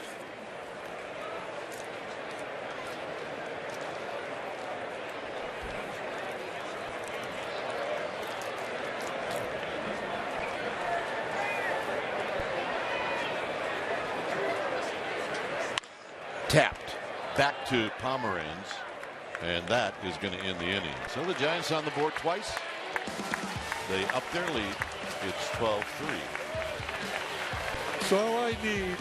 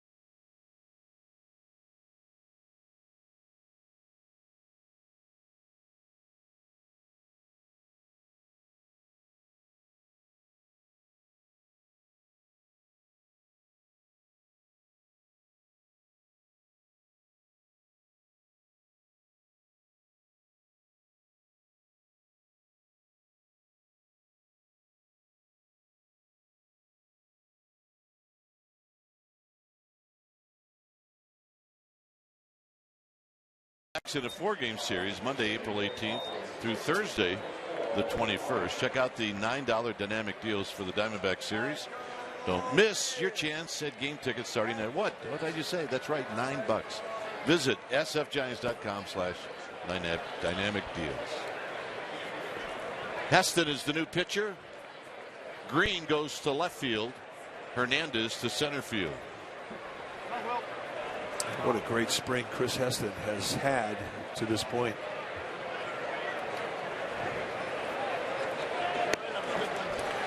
You know, look, it's busy, right? Yes. With all the different changes. And who do you think the one guy that should understand that? Larry Bear. Larry Bear. Our boss. So who comes in here in between innings and wants to throw a party? Larry Bear. He's killing me. And I appreciate you saying, Larry, can you take a hike? Because that's what needed to be said. Well, sir, we got a lot of conversation. and we're just kidding, Larry. You want to talk till there's 2 outs in the inning and we can have dinner? Not a problem. We're trying to sell tickets, right? Who would be the guy to get on us if we weren't selling tickets? Larry Bear. Here's Myers facing Heston, who, by the way, Heston has had a terrific spring. Crawford on the back end, and he got him. And infielders like those plays. Well, he didn't even really have time to move his feet. I mean, this ball is just roasted. You just sort of hold your ground and try and play whatever hop you get and hope your hands are quick enough to deal with it. Top spin liner. He gets a short hop. A little flip to the bare hand and shoots him down. Here's Alexi Ramirez and another quick look. Ramirez is 1 for 2. Well, when Heston usually comes in, you're going to see ground balls. And we mentioned the spring that he's had. He's been fantastic. 2 types of fastball. Fastball, he will cut it. Sink it for the most part. Curveball, slider, and a changeup. A different Chris Heston now than what he ended the season with in regards to weight. He's got about 20 pounds back on, but he lost during last season. And Heston, by his own admission, thought he, got tired. He ran out of gas, and he put that weight on deliberately, and he put it on the right way with the idea that I'm not going to have that happen to me again. I'm not going to get tired. Yeah. More so than not, as this is bounced to Crawford, bat gets flipped into the first row beyond the dugout. That is sawed off right there, baby. Everybody's okay. Everybody's okay. We're good.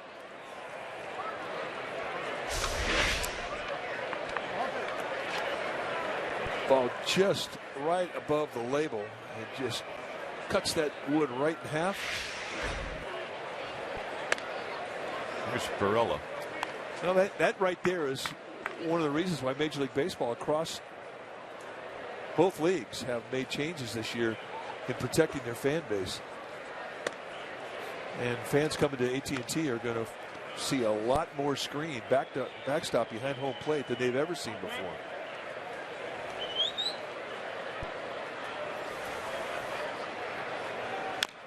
Tap foul, like it or not, it's what they have to do. It's what Major League Baseball wants all teams to do.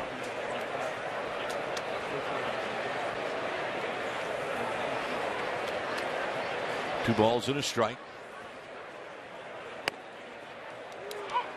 2-2. Fifth inning. Kane, Mazzaro for one hitter, Romo for an inning, and now Heston. Got him on a big curveball. Posey hangs on, and that's going to end the inning. Giants are coming up. It's 12-3.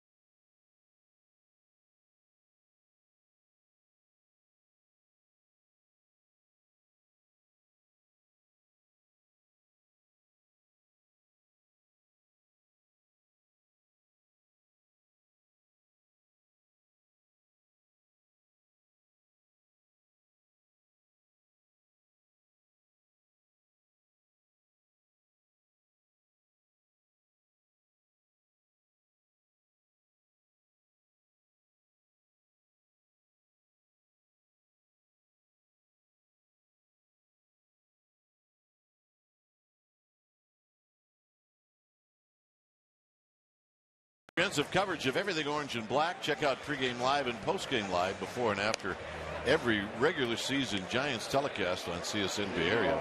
Authentic Bay Area sports. All Giants tonight, at least so far. They lead in this one 12-3. And let's check in with Amy G. Amy? All right, gentlemen, Denard Span joining us, and you had some fun tonight, and you are due some fun. You've had some struggles this spring, and the latest, of course, your shoulder. Why don't you let fans just kind of know where you're at health-wise, how you're feeling? I feel good. I mean, I was out there running around tonight, and my shoulder felt fine when I came in yesterday. We tested it out, and I was able to go to the minor league side and get some at-bats, and just kind of carried on to today. You haven't been in the outfield nearly as much as you've been able to be a DH or been hitting this spring, and it really looked tonight like your swing's pretty locked in. How are you feeling at the plate at this point in spring training? I still got some work to do. Tonight was a good step in the right direction. Every day I'm coming to the field, working, and just trying to get myself ready to go for opening day. But we're getting there. Boch came out and was real open about wanting to slow play some of his veterans and give these guys some time. So with that, you only have now 2 games under your belt, not even a full one from Wednesday, playing with your everyday right fielder and left fielder.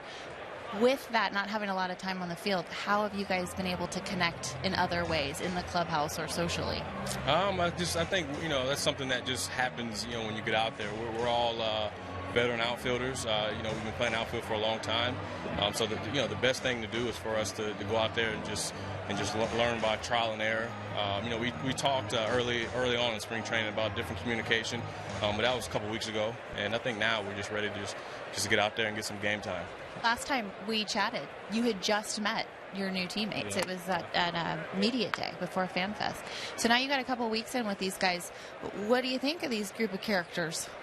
These guys are first class, man. This organization, top to bottom, starts from Bobby Evans, the front office, all the way down to the clubhouse guys. Everybody, is just have welcomed me with open arms, and my teammates have been nothing but gracious, and they've made me feel like this is home for me.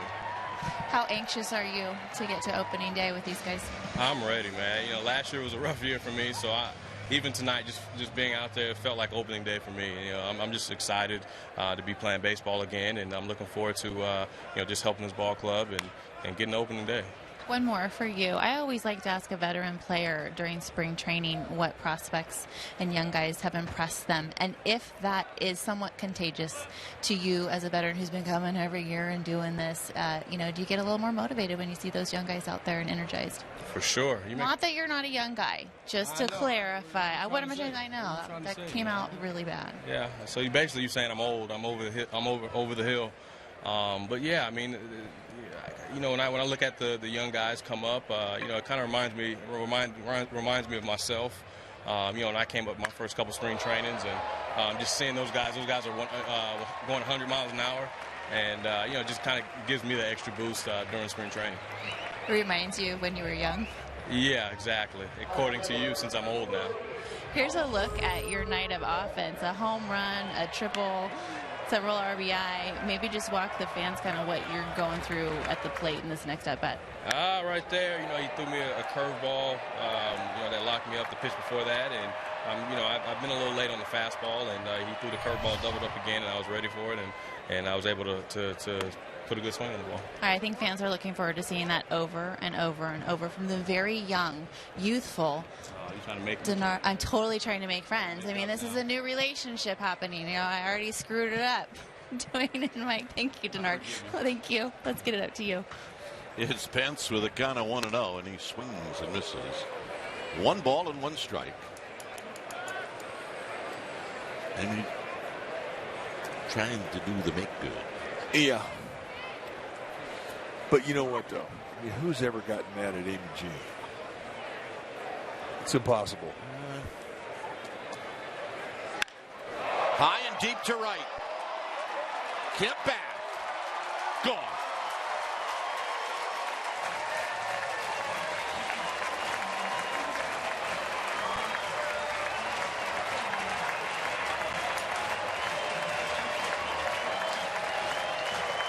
.14-3. Well, that's an impressive swing. That's a big man swing of the bat. It's an opposite field bomb that just backspins. Zero slice on it. We saw a similar swing the other day Mac Williamson took. But look at the carry and where this thing goes. I know it's live down here, but that's an impressive swing of the bat. Crawford with a swing and a miss. He homered in the first.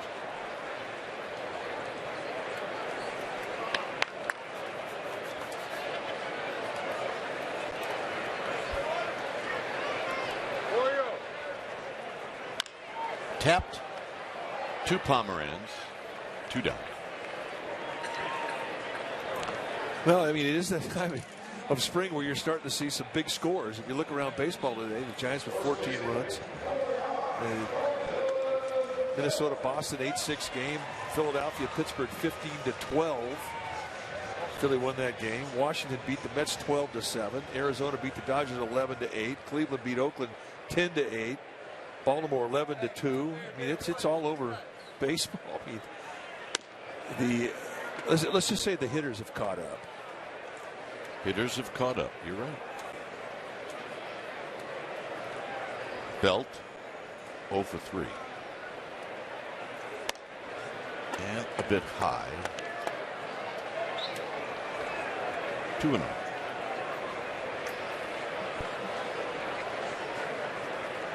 And that guy's locked. You throw him a mistake up right now, he is not missing him.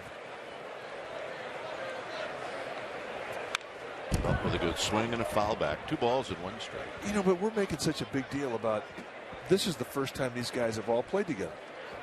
And the starting lineup tonight, as we've talked about throughout the broadcast, likely to be the opening day starting lineup. But these guys have been wanting to get together and play on the same field together. And dealt with a base hit. April 4th.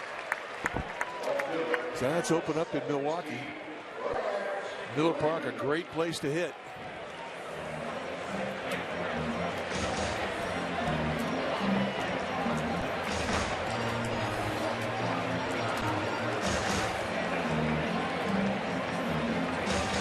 Here's Green batting for the second time.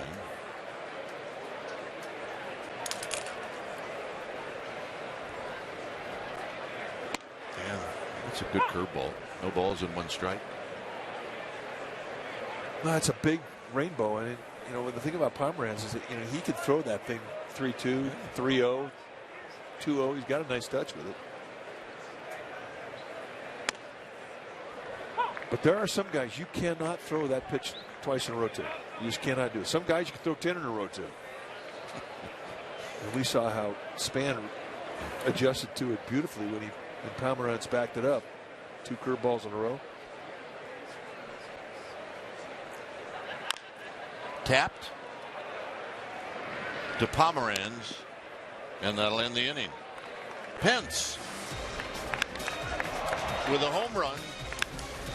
It goes to the opposite field, and it's 14-3 Giants.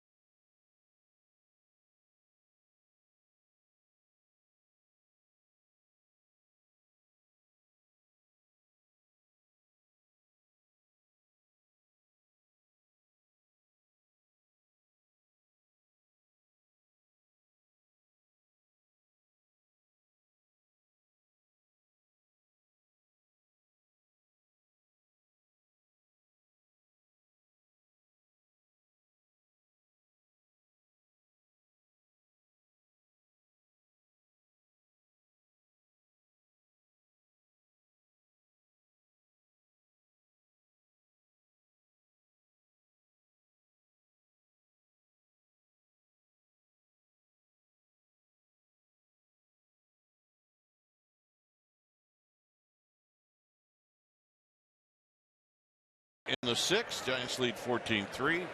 Heston to Amarista, and the first pitch backs him off the plate. 1 ball and no strikes. I mean, how about Heston? I mean, pitched last inning, looked out, and 8 guys behind him. Next inning, there's 8 new guys behind him. Well, welcome to spring training. Absolutely.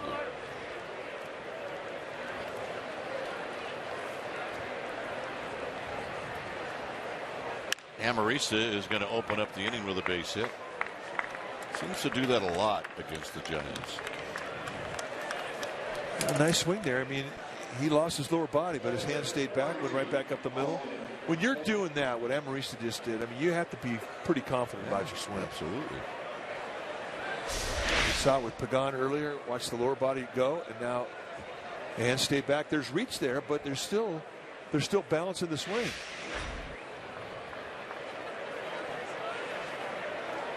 Here's Hedges. On the ground, Adrianza, Tomlinson, and Tomlinson's throw is wide. But a nice play by Adrianza. Otherwise, that ball is down the left field line, and they're running all over the place. And he hasn't had a lot of reps at third base, and here just sets his feet and just falls. And he's a tall guy with a long reach and needed every bit of it. I'm not sure Tomlinson was that enthusiastic about the play at second base. Like he had a little trouble getting it out of his glove.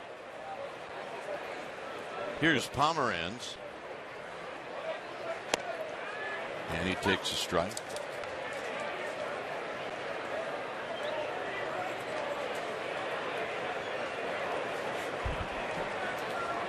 With John Jay on deck.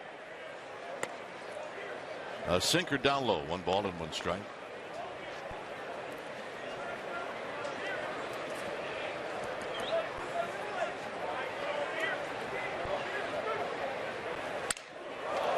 Heston. Pena. Gillespie. Side retired. Giants lead 14-3.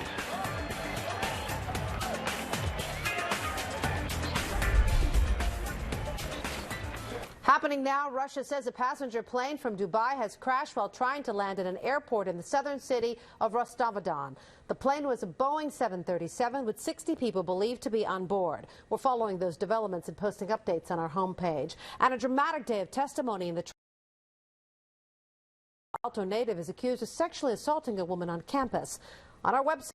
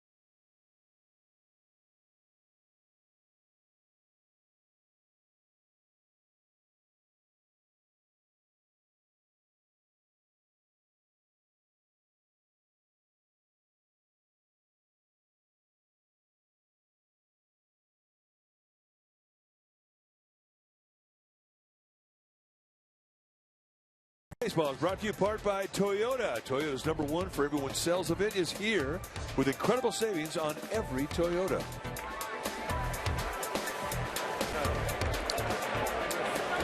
(14-3) Giants.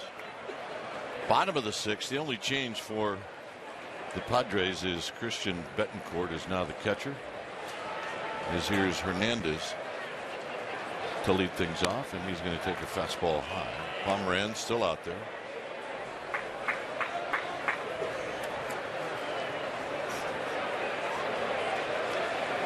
Giants 16 hits, 5 home runs tonight.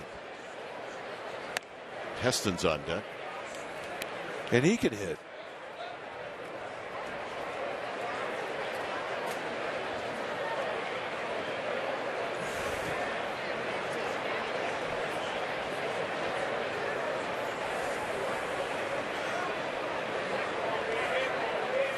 Inside corner target. And it misses, and it's 3-0. Pomeranz missing up with that fastball. Your catcher, even at a 3-0 count, be afraid to throw another pitch. There's a strike. Hernandez with 34 at bats. Williamson's got 38. Parker's got 40. Those are your top three, as that's high, ball 4. That may have just ticked off Heston. Well, he wants to hit, but look, it's 14-3. They may not bunt him here. His reputation as a hitter, I mean, they might let him swing away.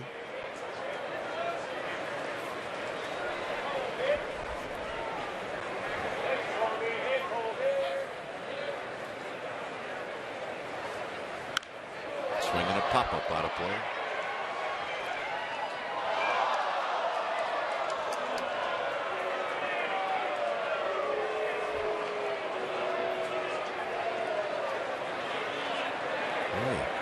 Crowd just got ugly.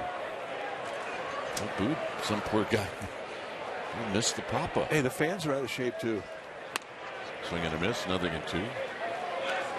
But it is a little harsh though if they're booing you in spring training. Come on. Not as many gloves here in Scottsdale that you see back in San Francisco at AT&T. You got to pack it. Heston saw what he liked and couldn't catch up to it.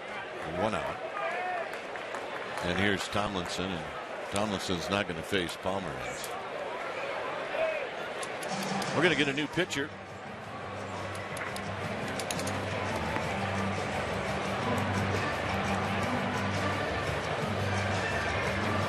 And it's going to be number 88. Jason Jester. We'll be back.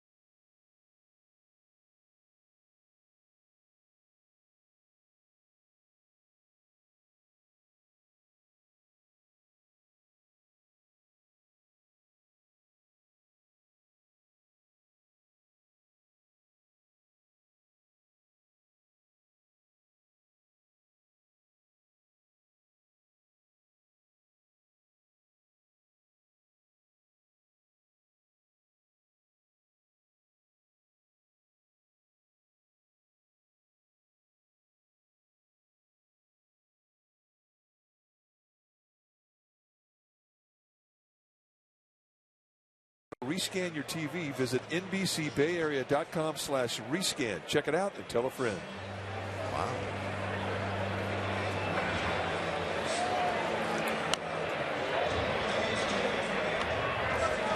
(14-3) Giants. 1 out. Jason Jester about to face Kelby Tomlinson with Gorkys Hernandez aboard at first. Jason Gene Jester. Say that 3 times fast. Got a good arm. 52 strikeouts in 45 1/3 and 52 strikeouts against 10 walks. I mean, he's a prospect. They like this guy. Got good stuff. And Tomlinson takes a call strike. Jester, not a tall guy, 5'10". I mean, really looks like a second baseman out there. Not your prototypical 6'4", 230-pound major league pitcher. And Tomlinson out of play.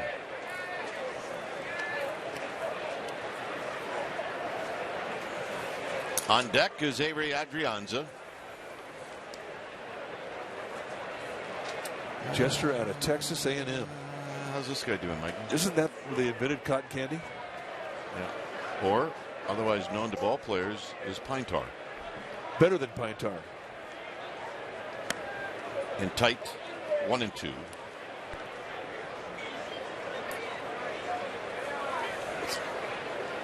And he has not seen a pitch since he's got the cotton candy going. Could care less. Probably not a lot of sharing going on either. No.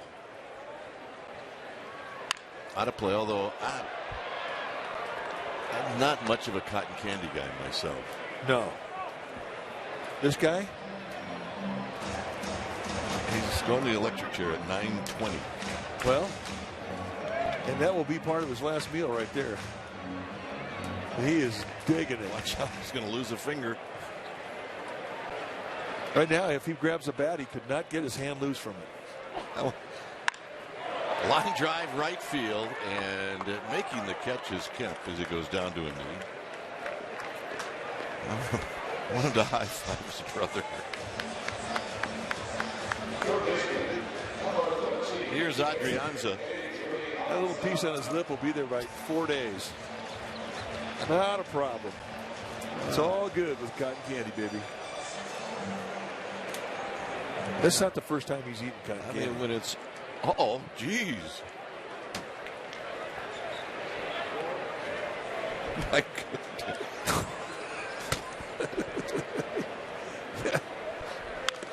Never mind. So much getting on the little guy. That would choke a horse. What?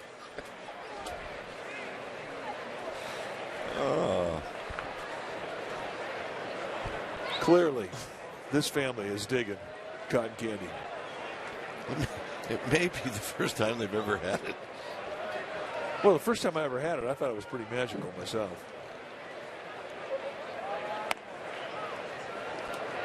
Just don't eat it in the rain. Doesn't work. Yeah, and you can't go in the pool with it. 1 ball and 1 strike. Blocked by Betancourt.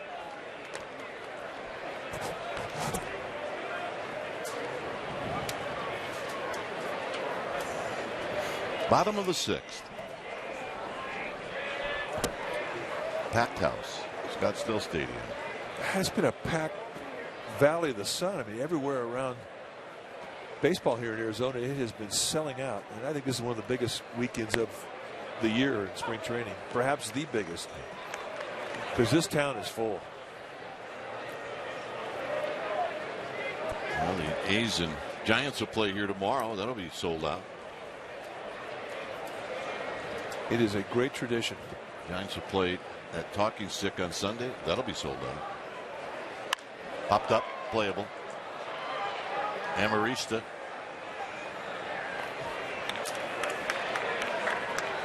Side retired. Oh my goodness. I thought it was just a little guy, but then the big guy got involved. 14-3 Giants. What truck company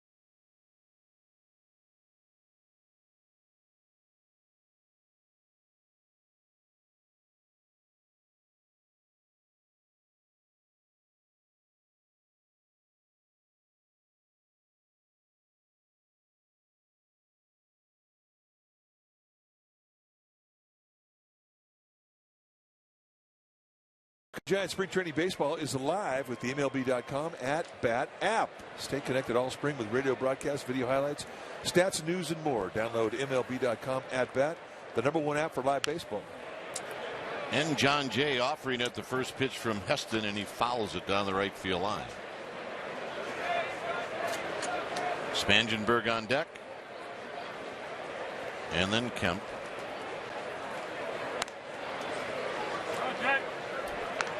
We mentioned that Heston looked around and saw a bunch of new people.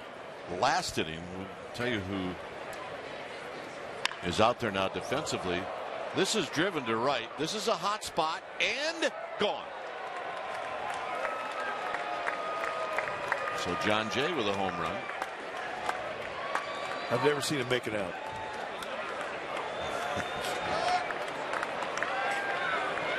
Been on base 4 times tonight. Had his first home run of the spring last night against Jake Peavy, and here hits his second one of the spring.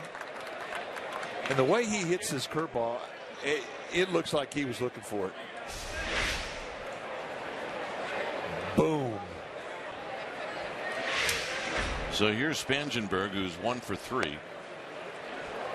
Just scooped it over the wall.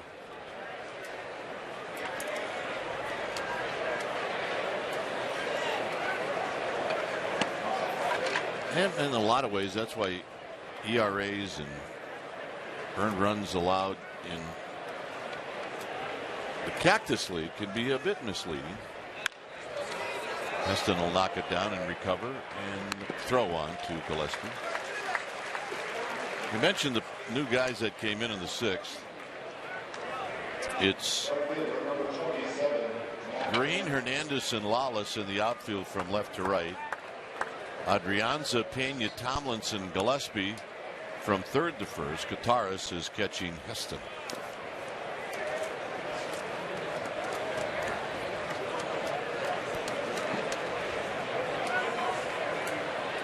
Kemp has had a good night. He's singled, he's homered, and he's bounced out to short. Breaking ball low, 1 ball and no strikes. You always talk about the slider's a hard pitch in Denver. Is it the same here? It is. You don't have the same type of weight to the air that you get on, certainly in San Francisco, where you have more humidity. It's dry here, so your sinker and your slider, they're not friendly. Plus, I mean, for me, the slider was the last pitch you got coming out of spring training anyway. But every time you broke and went north to San Francisco, you loved it because you were starting to get more sink in your sinker, more snap on your breaking ball, just because there's more humidity. When they moved the Diamondbacks franchise here, when they opened it up here in Phoenix, we had thought it was going to be just a nightmare place to pitch. But I mean, in the summertime, they have humidity here in Arizona. It's different than spring training. Spring training seems to be drier than what you get in the regular season. Adrianza to Gillespie, 2 outs. I mean, don't get me wrong. I mean, Chase Field here in Phoenix is a great place to hit, but I think it's easier to throw breaking balls and sinkers in the regular season than it is here in spring training.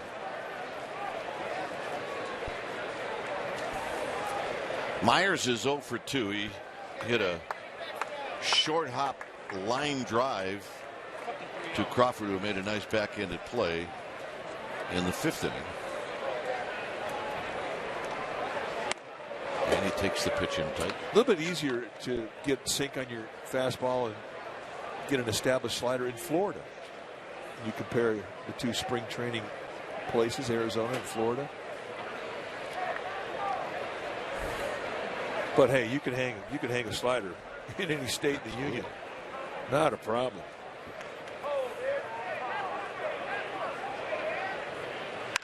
And that is a base hit past Pena. Good balance in that swing. Myers with his first hit. He's had good at bats tonight, though. He's hit the ball hard every time. Had a walk in the first. That's a good at bat. Watch him wait. Really lets the ball get into him deep. That's a beautiful swing right there. The Padres are hoping for one thing with Myers, and that's his health. If he can go out there 150 games, then he'll put up some numbers. Last year he could not do that because of injuries. Former Giant Nick Noonan is now jogging down to second as he comes in to run for Myers as that ball squirts away from Gutierrez. Alexi Ramirez is a tough guy to walk. I mean, he likes to swing it. He's also got the Barry Bonds elbow guard on. I thought those things are supposed to get smaller. You know, he could have been grandfathered in. Yeah, he could have. Hit on the ground, foul, third base side. There's the elbow guard.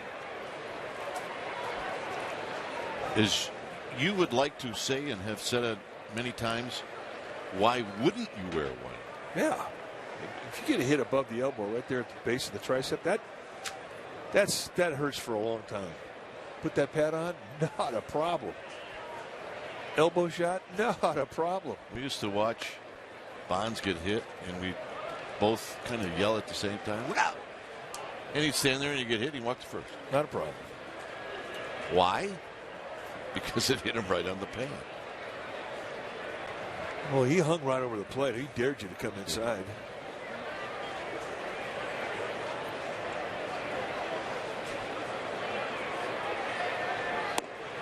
Down low, 2-2.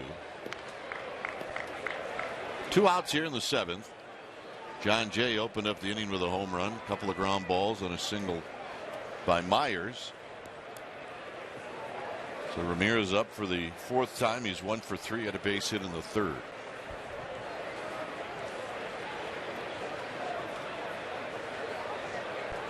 And he got him on a slow breaking ball, and that'll end the inning. Bottom of the 7th coming up. 7th inning stretch time here in Scottsdale. 14-4 Giants.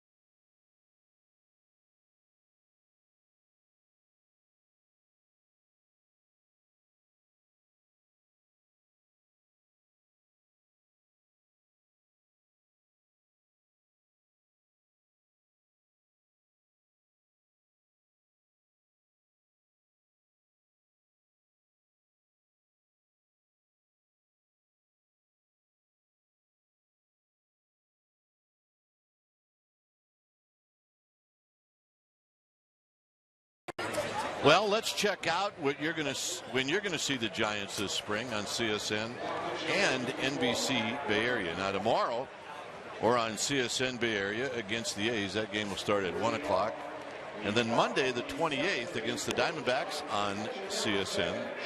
Thursday it'll be the A's at AT&T Park. That'll be on the 31st on CSN, and then the A's on Friday, which will be April 1st, and that game will be on NBC Bay Area. That'll not be April Fools. That is indeed going to be on NBC Bay Area.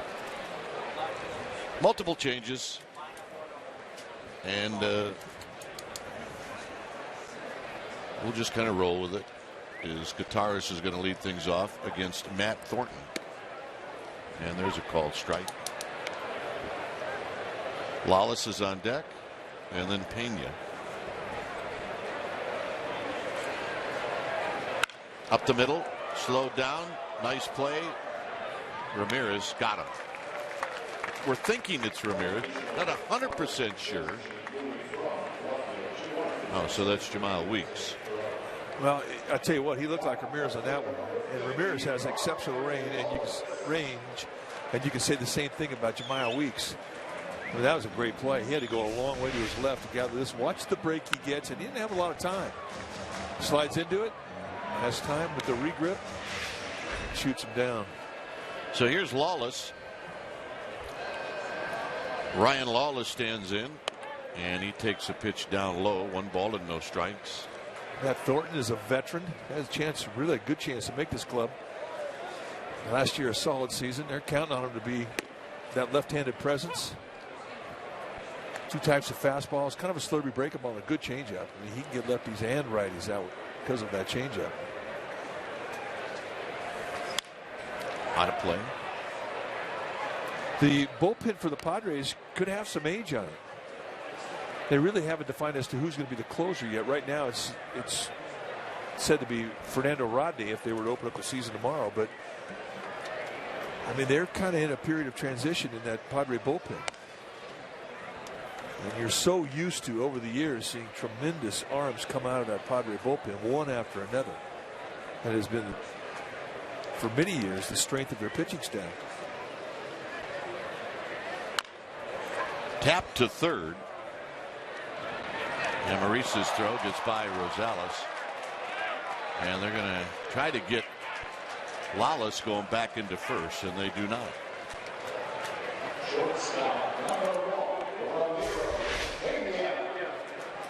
Well, Maurice took a little bit off here, and he kind of goosed the throw. He didn't really let it go, and he winds up throwing a pretty good sinker over to Rosales, who gets eaten up on it.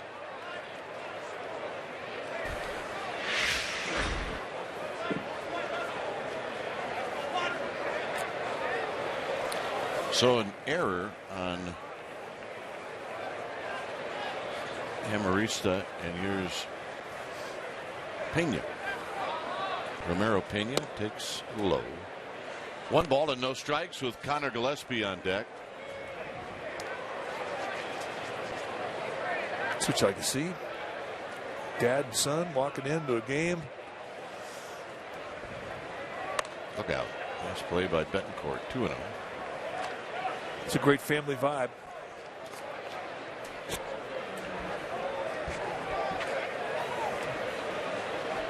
And spring training really is, it's just a different atmosphere because, I mean, really the games don't count. They count, but they don't count. But it just seems like it affects the crowds too. And crowds are much more mellow than the regular season games. And when you come down here, you always want to come back. Down the right field line, slicing foul. It's 2-2 to Pena.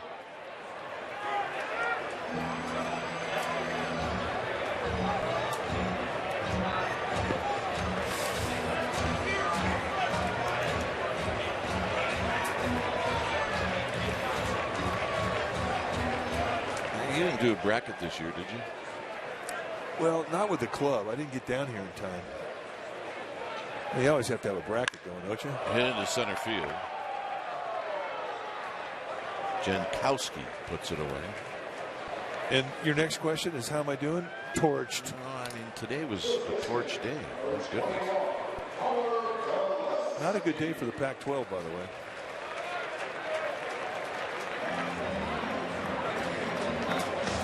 What do you think Michigan State's feeling? Not good. West Virginia. See you later. Texas. Thanks for stopping by. They just, a lot of big teams went down. Here's Connor Gillespie.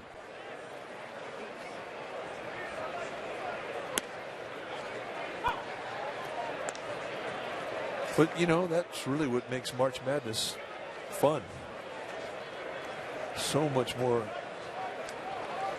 of an unpredictability than the big leagues. A 15 seed beats a 2 seed. Down low to Gillespie.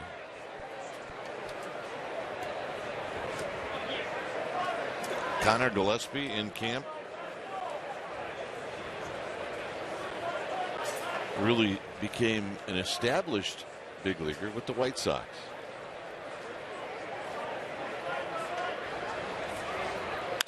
And he lines this one into center field. That's going to fall for a base hit. Jankowski gave it a good effort. I asked Bam Bam Mullins about Gillespie, and he said, really, he's just a professional hitter. He makes contact. He just knows how to hit. Yeah, he's a grinder too. I mean, not afraid of a 2-strike count. He'll get pitches out of a pitcher. Hit the ball over the ballpark. You really can't overload him from one side of the field defensively. You got to be honest. He'll keep you honest. He'll go line to line with where he hits the ball. And he has experience. And that's invaluable coming off the bench late in the game. Up the middle. Noonan steps on the bag, and that'll end the inning. 8th inning coming up as we move along here in Scottsdale. It's 14-4 Giants.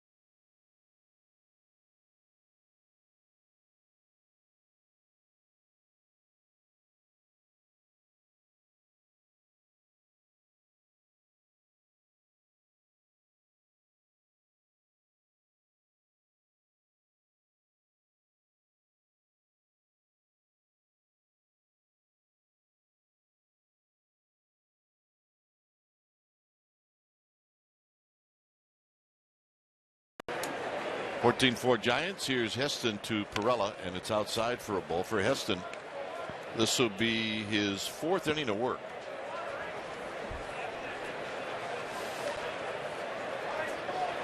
Out of play. Kane started. Pitched in and out of trouble. Got his work in. And in the eyes of my partner, who knows a little bit about this stuff, thought he pitched well. Yeah, he's got to be happy with what he did tonight. Really happy. And tight. You know, you're going to look at the numbers. You're going to say, wait a second. The guy's happy. He gave up 7 hits and 3 walks in 2 2/3. Yeah, absolutely. When you traveled his road last year, you could not find a consistency with your arm slot. And it's absolutely essential for your ability to command your pitches. And for Kane, for 10 years, he's never had a problem until last year. You sit on it all winter long wondering, and you know, tonight was a big night for him, and he answered all the questions with all of his pitches. Line drive, base hit for Perella. And that'll bring up Amarista. She's ready for baseball. CSN Bay Area has complete Giants coverage on Sportsnet Central every night at 10:30 p.m. CSN Authentic Bay Area Sports. Amarista has been on base 3 times.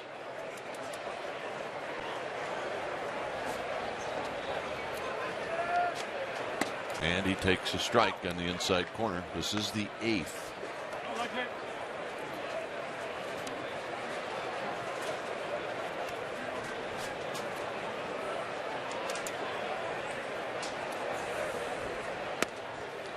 0-2. Good changeup. Hadn't thrown a lot of those tonight.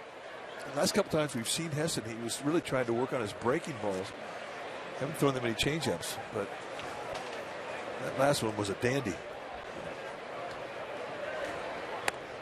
Got him. 3 pitches. Ooh, front door sink.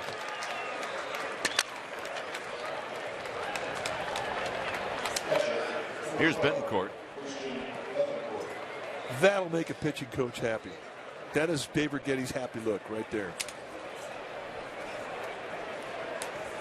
That's it? Well, yeah, that's it. That's all you get. Here's Betancourt.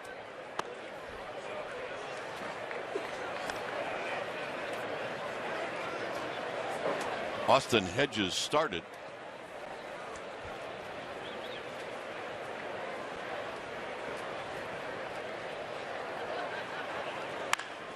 And that's foul. You know, I thought one of the questions that Amy G asked Madison Bumgarner tonight in her interview was, when do you start thinking about your opening day assignment? Bumgarner's going to throw tomorrow, and he's obviously thinking about the Oakland Athletics, who he'll face tomorrow. But he says, I don't really start thinking about it till I'm done with my last start in spring training. Some guys are different. Some guys, when it's announced prior to spring training, so-and-so is going to be our opening day pitcher, in the back of their mind, they kind of, it's established. It's in there.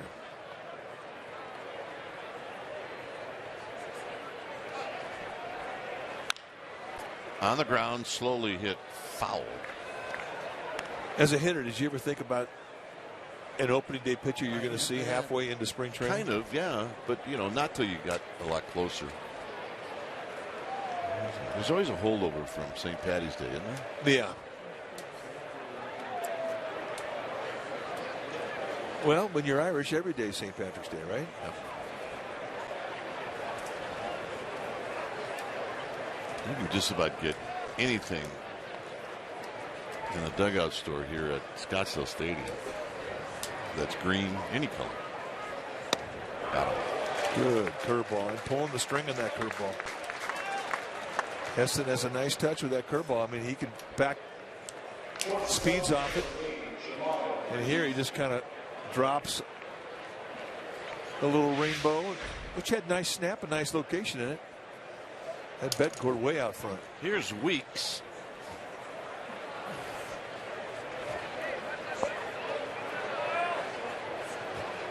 Top pick for the Oakland A's a couple of years ago. And he takes down low.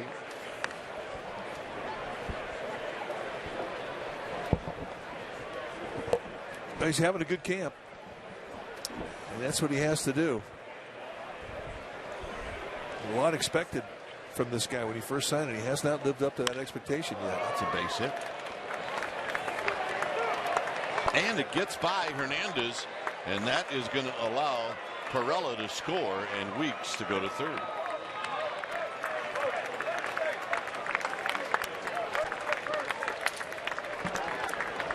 So Heston gives up a run here in the 8th. And here's Dickerson. Watch how shallow Gorkys Hernandez is playing, and because of that, I mean, he just didn't have time to get over and cut it off. And with Jemiah Weeks' speed, you have no chance, because he'll turn a gapper into a triple easily as you watch him cook around the base pass.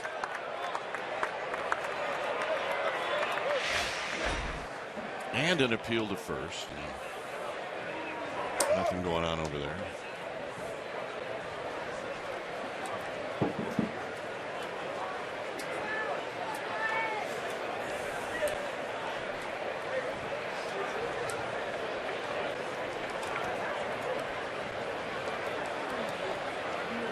Dickerson out of play.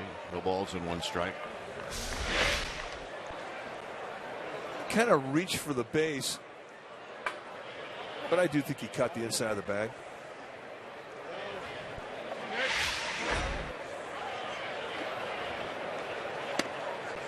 Inside corner. 1-2. That's a pitch that the hitter recognizes it's going to be inside. And then it just comes back and hits that inside corner. Very frustrating.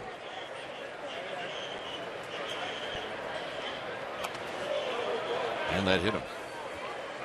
Breaking ball maybe just grazed his foot. So Dickerson aboard. And that'll bring up Adam Rosales.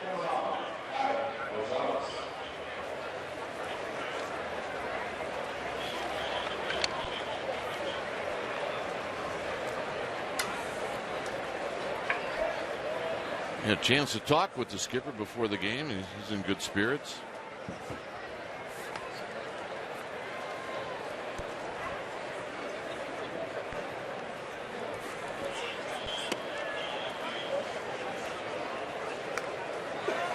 Rosales bounced around with the A's and the Rangers, and now he finds himself in a Padre uniform trying to make this team.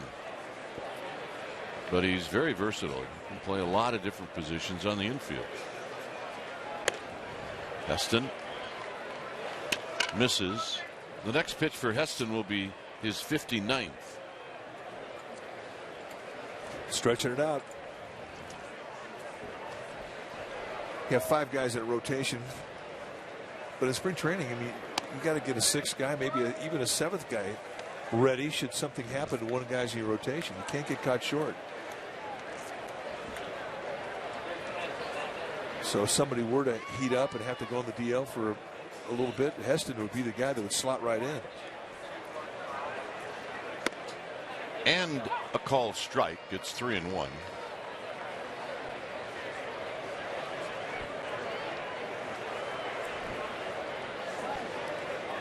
Hey, Righetti thinking about the bullpen. And the walk. Braulio Lara, the left-hander, is down there heating up, so I would have to think that this is probably going to be the last hitter that this is going to face. And maybe not even going to see that. Nope, that's it. Lara coming in and the skipper coming out.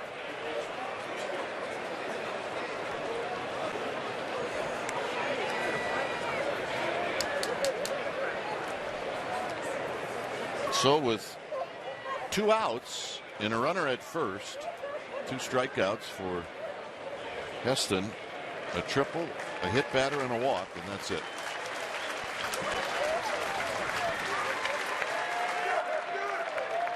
March's match.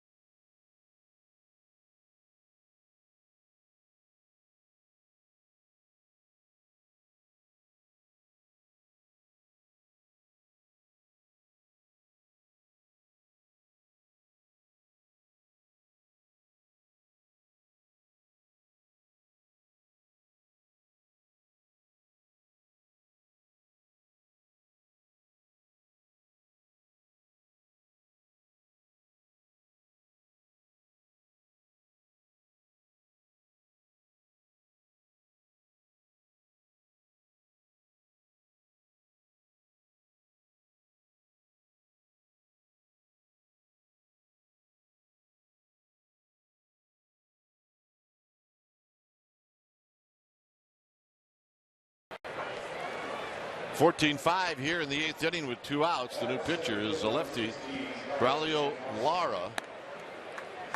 He'll be facing Travis Jankowski with the bases loaded and 2 outs. Lara's had a good spring, 7 strikeouts against 2 walks in 6 innings. Originally came up with the Rays and their organization until the end of 2014. Giants got him. in the offseason. So it'll be his second season with the Giants. Good stuff. Jankowski goes the other way, and he's got a base hit. And the back runner is going to stop Dickerson at third.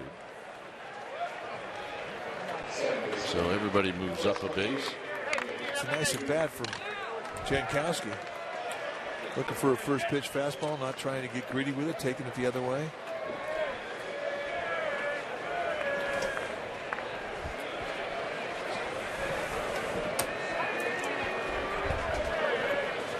So here's Nick Noonan, the former Giant. And he takes down low, 1 ball and no strikes. 96-mile-an-hour fastball from Lauren. And that is not something that is unusual. He can go mid-90s consistently, sometimes above that. Got a curveball.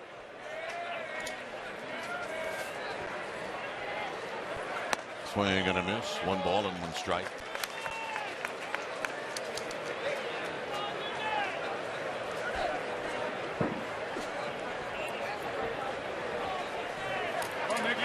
With Lara, it's all about one thing, being able to harness that fastball. He's averaged about 5 walks per 9 innings throughout his career. Has never been in the big leagues. And this will be his 9th year of professional baseball. He's 27 years old.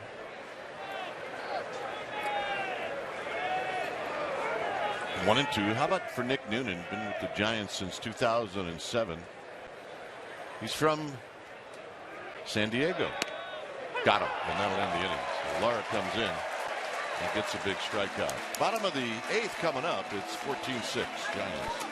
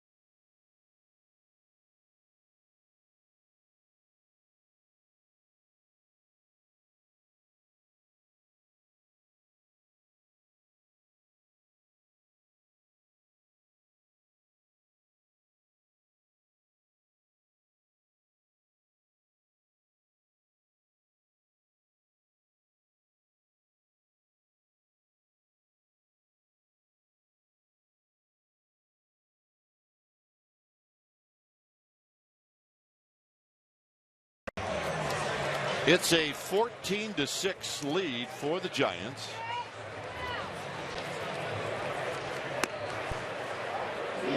Nick Vincent, the new pitcher now for the Padres. Take a look at what he has done this spring. Got roughed up a little bit. Vincent has been a staple in that bullpen the last couple of years for the Padres. Throws hard, low 90s, occasional mids, but a good cutter. And he'll throw lots of cutters. He's also got a slider to go with that.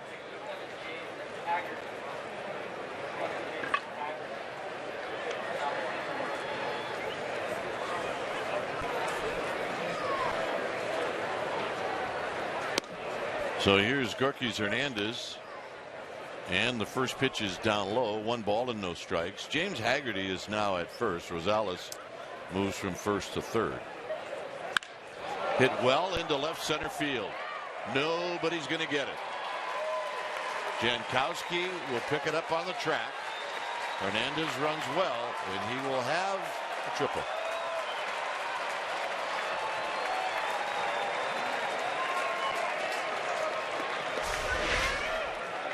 Well, this thing drops right in his wheelhouse. Little sinker coming back knee-high inside corner, and they play him to right field, and he just beats the defense.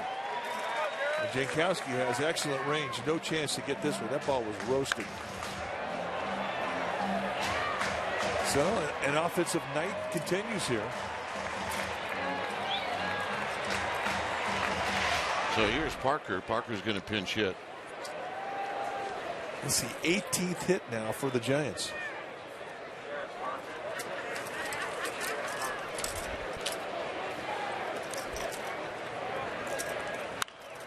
And a mighty swing and a foul out of play.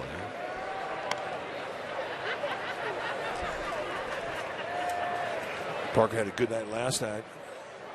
Had a home run, his third of spring, and he had an opposite field gapper that was as impressive as the home run. This is what he did last year in the big leagues. In 21 games, hit .347 with 6 home runs, 14 RBIs, and that included one day in Oakland where he had 3 home runs and 7 RBIs. And 2 taken away from him.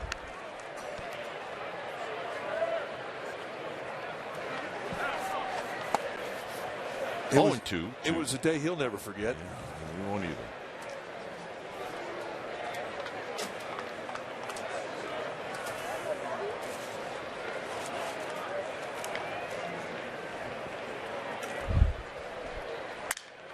Breaks his bat. Hernandez is going to come in to score. It's 15-6. And here's Tomlinson. And that was a Nick Vincent special right there. That little cut fastball he likes to throw at the bell to left-handed hitters, and that got right in there tight.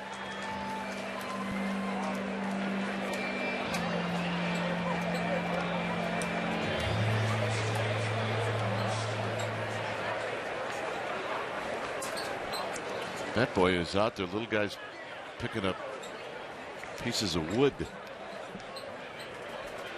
You're right. That bat was splintered right at home plate. So here's Tomlinson. Tomlinson off of Betancourt, and it's no balls and 1 strike. We're in the bottom of the 8th. 12,215 tonight. And there'll be that many or more here tomorrow when the Giants and A's will go at it. Madison Bumgarner on the hill. Down low.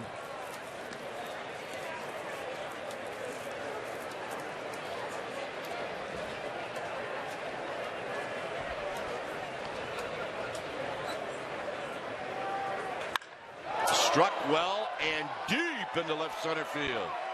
Jankowski's going to track it down for out number 2. We were talking about Jankowski's range earlier. A pretty good chance to see how much he can cover.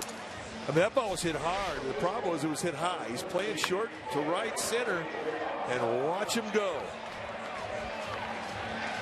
And for Jankowski, that was a can of corn. Yeah, I like those. Here's Adrianza.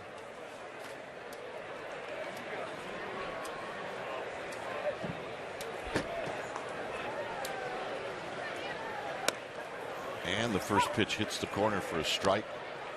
And it's 0-1.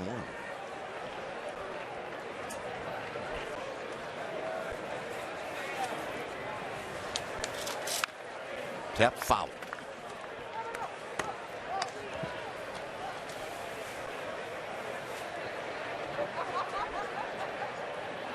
$15 runs on 18 hits for the Giants.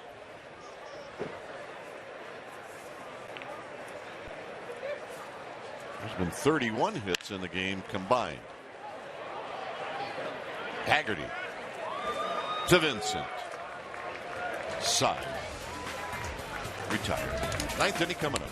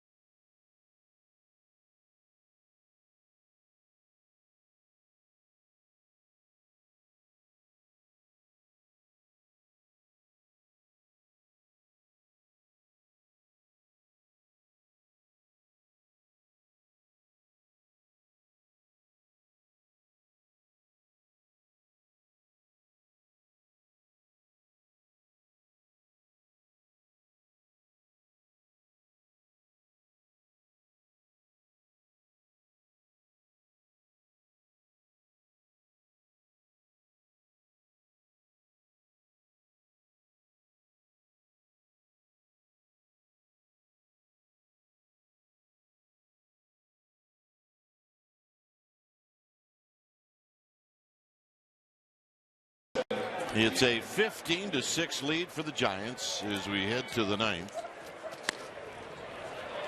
And the new pitcher for the Giants is Corey Guerin.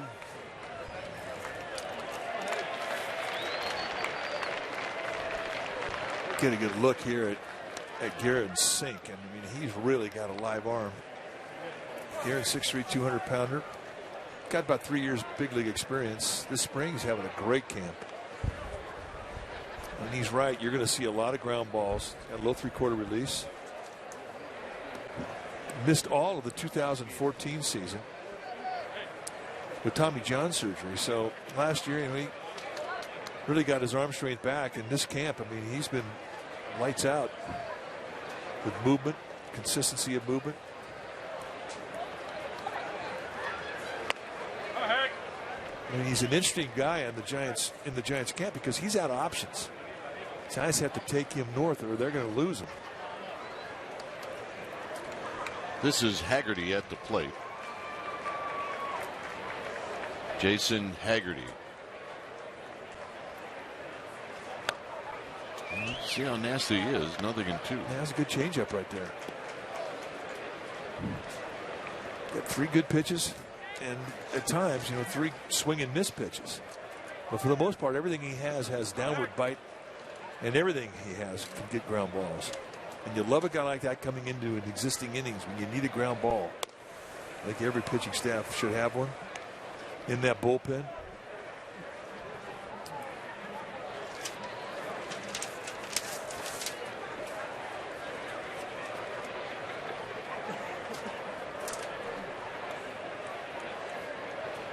And the 1-2. Here it is to Haggerty. Got him. 91-mile-an-hour sink, and he set that pitch up nicely with off-speed stuff. And that's just the point. I mean, everything he has, he can put you away with.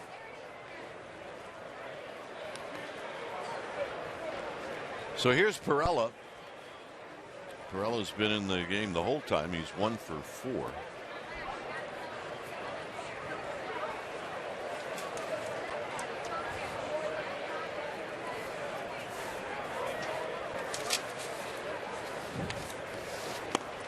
And a wild swing and a miss.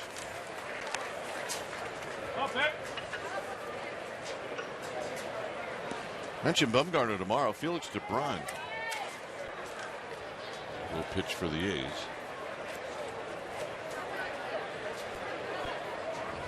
And it'll be on CSN Bay Area at 1 o'clock. On the ground, charging is Tomlinson, 2 down.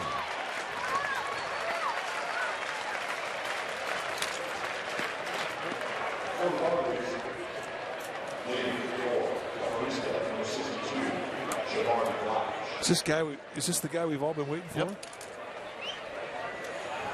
Jabari Blash. This is an interesting guy in Padres camp. I mean, he has got big time power. I mean, he hits that kind of a squat, but he's a tall guy. He's 6'5", 235. Looks like George Foster standing in there. Well, I mean, he's got some credentials last year between AA and AAA. He hit 32 home runs. Where do they stand?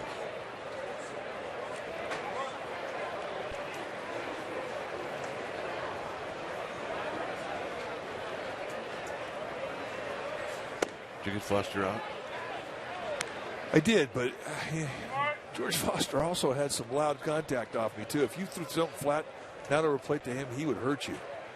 But he didn't like the curveball. He liked the slider.